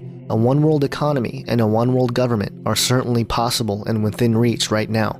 But the one thing that will cause the world to worship one man is a one-world religion. This will require something phenomenal and something beyond our scope of reality. I think that the UFO alien thing is going to be the way that the one world religion described in the Bible comes about, or at least play a role in it. I would admit that there are probably other scenarios in which this one world religion could come about, but none of the ones that are promoted out there now in the mainstream do I see as plausible in any way. For instance, there is sort of a dueling version of, I think one group is going to say it's the Muslims that's going to create this one world Muslim religion, and another group says it's going to be the Catholics, a one world Catholic religion. Both of those are problematic because the religion described in the Bible is one that people willingly embrace, not are forced to convert to. And I see that as both of those as very problematic because we've been trained to hate both of those for various reasons. Obviously, Catholicism has many problems and is deserving of the criticism that it gets, but I think the reason that it is used like that is because people don't distinguish between Catholicism and true biblical Christianity. So by pointing at the Catholic Church, Satan gets to discredit Christianity in the minds of many people, although most of us would say that what the Catholic Church is doing and does is in no way biblical, but most people don't distinguish Christianity from the Crusades, and so that's a very advantageous thing that Satan uses. To say that the world is going to be taken over by Catholicism has already the problem of trying to get the people that have been trained all their life to hate Catholicism to now embrace it. And some will say, well, there's going to be great signs and wonders and everything. But I don't buy that for a minute. I mean, you can't convince the the Muslim world, which constitutes much of the world, that all of a sudden Catholicism is the true religion just because there's some signs and wonders. There's no Muslim in the world that would buy it. They would just say, well, it's demonic. It's the result of demonic forces. Every evangelical, even if they saw great signs and wonders coming out of the Pope, they would say, well, there you go, it's demonic. Nobody would willingly embrace it just because of signs and wonders out of Catholicism. And similarly, the same problem is with the Muslim world. You're not going to get anybody to convert willingly to the Muslim religion that has been trained. Like, consider the Fox News reality of America. You're never going to get John and Joe Sixpack to convert to Sharia law or whatever just because some fancy guy shows up and starts performing miracles. They're not going to convert to it. They've had their whole adult lives trained to hate it for various political and, whatever else reasons. So that doesn't make any sense. At least the biblical one world religion is something that people unite in their belief that peace has come and that a utopia is here. They willingly embrace the Antichrist and willingly give him their worship. I cannot imagine for a minute either one of those scenarios being true. So back to the main point, I think that the UFO thing, in whatever way it could be presented, there's a myriad of possibilities of how you would prove to the world that UFOs are real without them actually being real in that sense. But whatever way that would go down, it would necessitate the world throwing away God. They would say, well, that's it, God's done. So the main thing is done. They've taken away the one object that was in resistance to them, and now it's just a matter of providing the solution.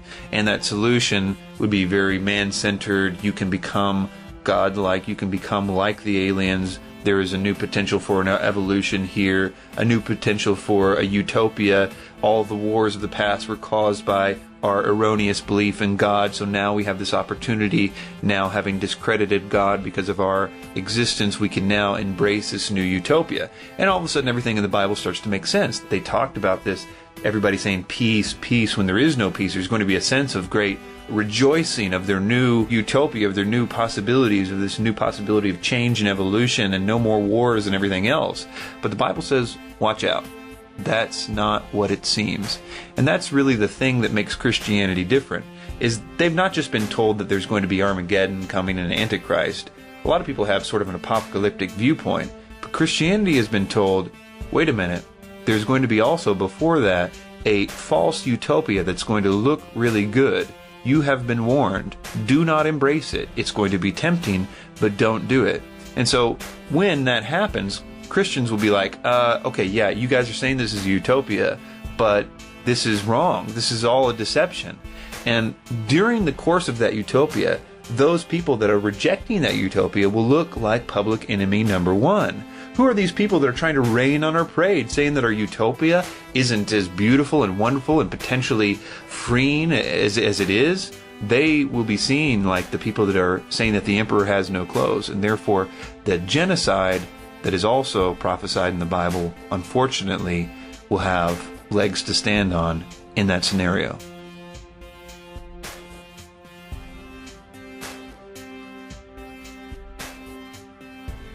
So ultimately, Satan, the fallen cherub, is the culprit behind the work of the New World Order in all of its facets. The entities which directly guide humanity into working for Satan's cause are the fallen angels. Dr. Michael Heiser, an ancient language scholar, has written extensively on the Divine Council. They are the sons of God mentioned in Genesis 6, the angels that sinned mentioned in 2 Peter and Jude. They are the lowercase g gods who have had legal authority over various parts of the earth since antiquity. They are also the gods that accepted worship from people in the Old Testament, making them rebels to Yahweh God's kingdom. It is my firm belief that they are the aliens, ascended masters, and other spiritual entities deceiving mankind into creating Satan's kingdom on earth. Whether they manifest with bodies or are simply spiritual beings, I don't know. But the reality is that I don't think anyone would willingly work for Satan if they knew what they were getting themselves into. And thus we live in an age of deceit. You need to understand that there are these divine beings out there that were part of the heavenly council, that are extremely powerful, and that some of these beings have fallen. Because what that psalm is talking about, if you read the whole Psalm 82, is that they are oppressing the poor. They are not judging rightly among the poor. Yahweh gave these celestial beings authority over certain parts of humanity, and they were abusing their people. They were allowing the poor to be victimized. And so he's saying unto them that, even though thou art gods, you will fall like the princes and die like men. And again, the wages of sin is what? Death. So even these beings can die.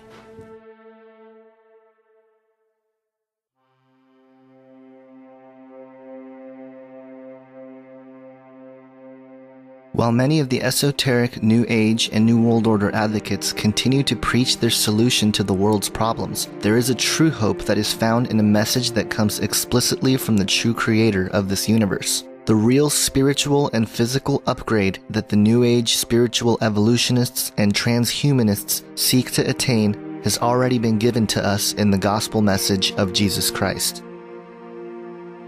The transhumanist movement, it really is a cover. It's a cover for the far more sinister event that's coming. And I think on the one hand it provides the technology to make some of these things happen. But it's also man saying, look, we can do it. We can truly pull ourselves up by our own bootstraps. We can take advantage of our own evolution. We don't have to wait. Because again, if it's predicated on we've evolved this far, why shouldn't we continue evolving?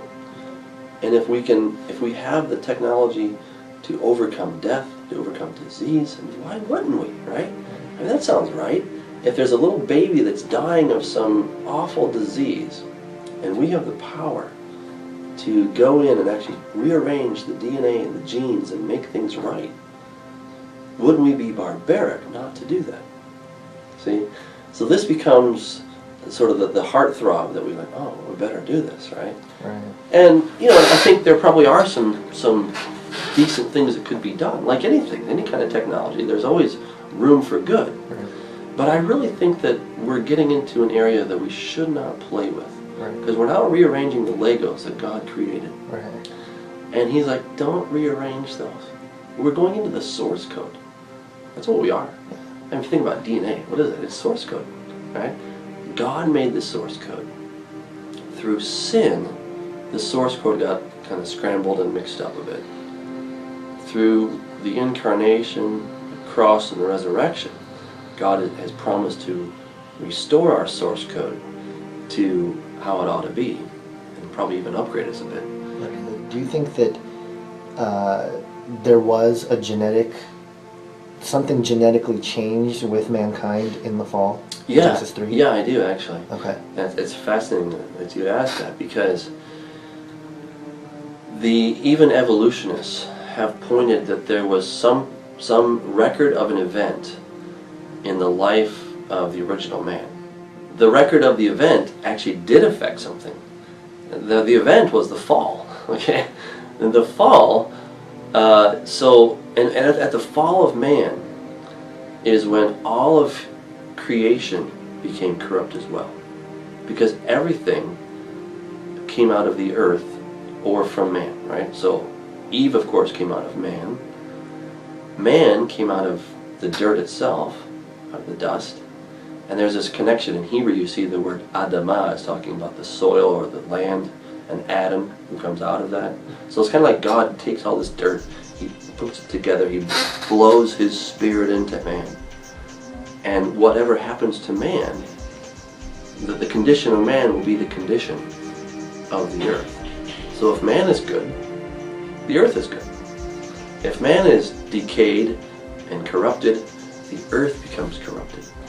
And Romans chapter 8 speaks about that the creation itself is groaning, right? Just eagerly waiting with this earnest expectation of the revelation of the sons of God.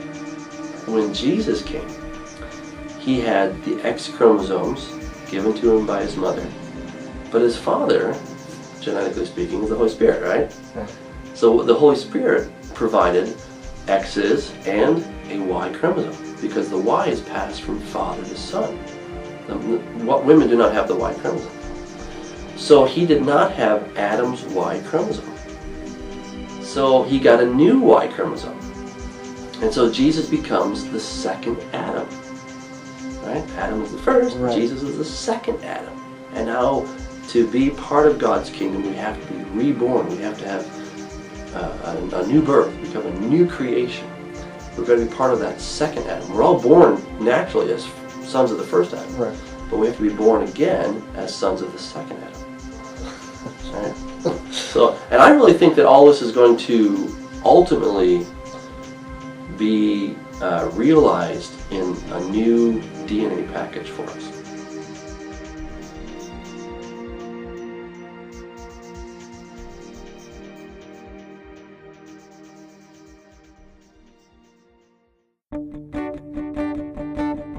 Over the span of 2,000 years, we have been given a collection of 66 books written by 40 people in various cultures, time periods, and languages. Today we call this collection the Holy Bible. Upon investigation, we find that these 66 books combine to form a message to humanity from a being outside of space and time by writing history before it happens. The Bible predicted the advent of the New Age movement and the New World Order thousands of years ago. It also tells us of a man who will rule this world empire and what his true intentions will be. All of this has been in the works for thousands of years, and it all hinges on Satan's ability to deceive mankind. The Apostle Paul, in the 1st century AD, wrote several letters to early churches, which are now called the epistles. The far application of these letters are a clear warning for us today. It is a warning of impending deception that will influence the whole world. Paul warns us of this deception in Ephesians 5, where he states, "Let no one deceive you with empty words." Then, in his first letter to the Corinthians, he again tells us, "Do not deceive yourselves. If any one of you thinks he is wise by the standards of this age, he should become a fool so that he may become wise." In a letter to the Romans, he describes those who willingly live in lies when he writes, "Their throats are open graves, their tongues practice deceit, the poison of vipers is on their lips. For such people are not serving our Lord Christ, but their own appetites. By smooth talk and flattery, they deceive the minds of naive people." In a letter to Timothy, Paul clearly describes the world we see today when he writes, "The Spirit clearly says that in later times some will abandon the faith and follow deceiving spirits in things taught by demons." In the second letter to the Thessalonians, Paul describes the New World Order and the Antichrist when he wrote, "Don't let anyone deceive you in any way, for that day will not come until the rebellion occurs and the man of lawlessness is revealed, the man doomed to destruction. Don't you remember that when I was with you, I used to tell you these things? And now you know what is holding him back, so that he may be revealed at the proper time. For the secret power of lawlessness is already at work, but the one who now holds it back will continue to do so till he is taken out of the way.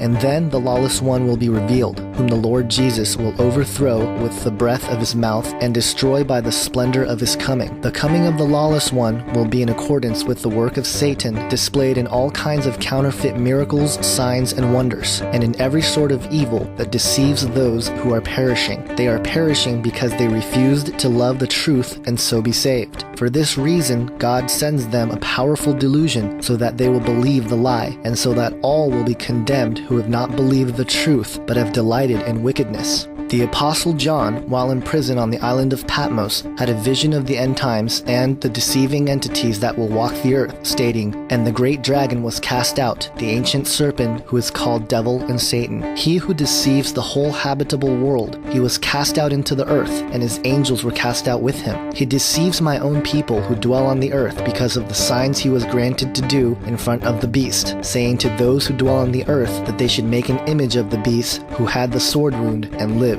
Jesus Christ himself gave his discourse of the end times when he stated clear warnings of the signs of the end. Watch out that no one deceives you, for many will come in my name, claiming I am the Christ, and will deceive many. You will hear of wars and rumors of wars, but see to it that you are not alarmed. Such things must happen, but the end is still to come. Nations will rise against nation, and kingdom against kingdom. There will be famines and earthquakes in various places. All these are the beginning of the birth pains. Then you will be handed over to be persecuted and put to death, and you will be hated by all nations because of me. At that time, many will turn away from the faith and will betray and hate each other. And many false prophets will appear and deceive many people. Because of the increase of wickedness, the love of most will grow cold. For then there will be great distress, unequaled from the beginning of the world until now, and never to be equaled again. If those days had not been cut short, no one would survive. But for the sake of the elect, those days will be shortened. At that time, if anyone says to you, look, here is the Christ, or there he is, do not believe it, for false Christs and false prophets will appear and perform great signs and miracles to deceive even the elect, if that were possible. See, I have told you ahead of time. Jesus Christ died for the sins of all mankind. That means he died for the New Agers, the Freemasons, those in the Illuminati, the world elite, the Luciferians, the Satanists, and even me and you. God himself, taking on humanity, has given mankind a free gift of salvation and of true spiritual freedom. Now we all have a choice. We can live in darkness, allowing evil to enter our lives and unwillingly support the work of Satan and his fallen angels. Or we can let Jesus into our hearts and be spiritually saved forever. There are no prerequisites, rituals, or tests for accepting this gift of salvation. All one needs to do is ask honestly for Jesus to come into their heart. Remember these truths. God loves you, God cares about you, God wants nothing more than to know you personally and save you. Sin separates people from each other and God. Jesus died for your sins and rose again. You can receive Jesus now and know God's love right at this very moment. I pray for you all and hope the truth will indeed set you free. Thanks for your time. Come quickly, Lord Jesus.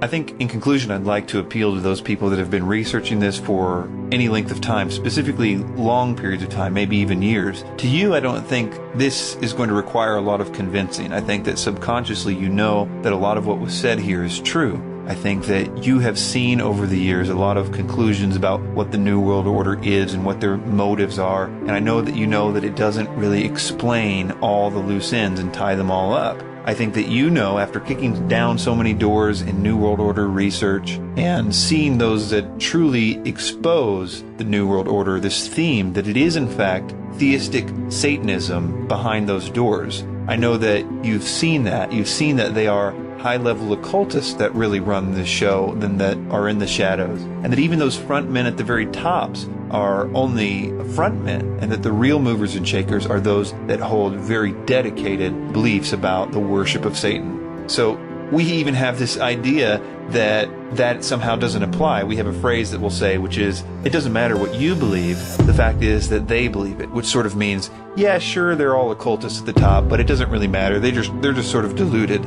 And I think that's a very dangerous position, because if you actually are saying there that it doesn't matter, it's not actually true, there isn't really a Satan and there isn't really a power that they're serving, then we should just, again, think that this scenario has something to do with whatever we make it out to be. It certainly can't be about a cosmic war of good and evil, because we've already decided that that can't be true. Yet at the same time, we're pointing out that these people are knowingly worshiping Satan, which is something that the Bible has said has gone on from the very beginning. The kings and queens of all the old systems were always sacrificing their children to various gods and Moloch and these types of things. And they are still doing it today and are gaining power from it. The problem with believing that is it makes too much sense that all of this energy with the New Age preachers and teachers and truth movement icons and gurus are doing mainly two things. One, they're promoting this idea of a new age coming in which you're going to be God and you're going to be evolved and all the obvious stuff that's preparing you for the system of the Antichrist. And the other part of that is they're telling you that Jesus isn't good, you shouldn't pay attention to him, or at least they're trying to misdirect you, tell him he's just this other guy, he's not really who the Bible says he is, or they're trying to discredit the Bible. There's only two things that these guys are doing. They're telling you and preparing you for the new system that you're going to think is your utopia, and then they're telling you to not pay any attention to the man that the Bible said would crush the one that these people at the top are worshiping. Does anybody see a problem with that? That we have been told what to think about the Bible and Jesus Christ by Satanists. The problem here is that what we've been told and what we've been prepared to believe is all what we would choose to believe. It's all very seductive. They're telling you that you can be as God. They're telling you that there is no real accountability for your actions, that anything that you want to do is good and normal and should be praised.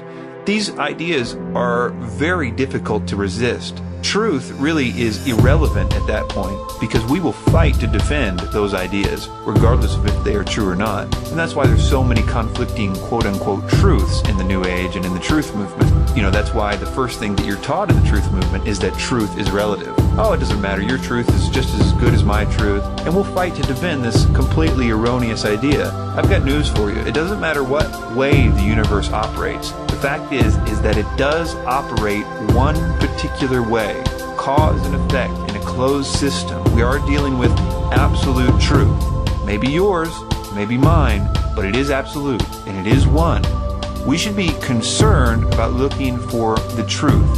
And I suggest to all you researchers out there that you already have enough evidence to know that Jesus Christ is who he says that he is. You owe it to yourself to figure out more about him the way the Bible says that he is. Not the way that the New World Order says that he is, but the way the Bible says that he is. The Bible has been continually discredited. You're told not to listen to it. You're told not to pay attention to it. They do everything under the sun to keep you from it. They always have. So why don't you just realize that and take the time and figure out who is Jesus according to the Bible?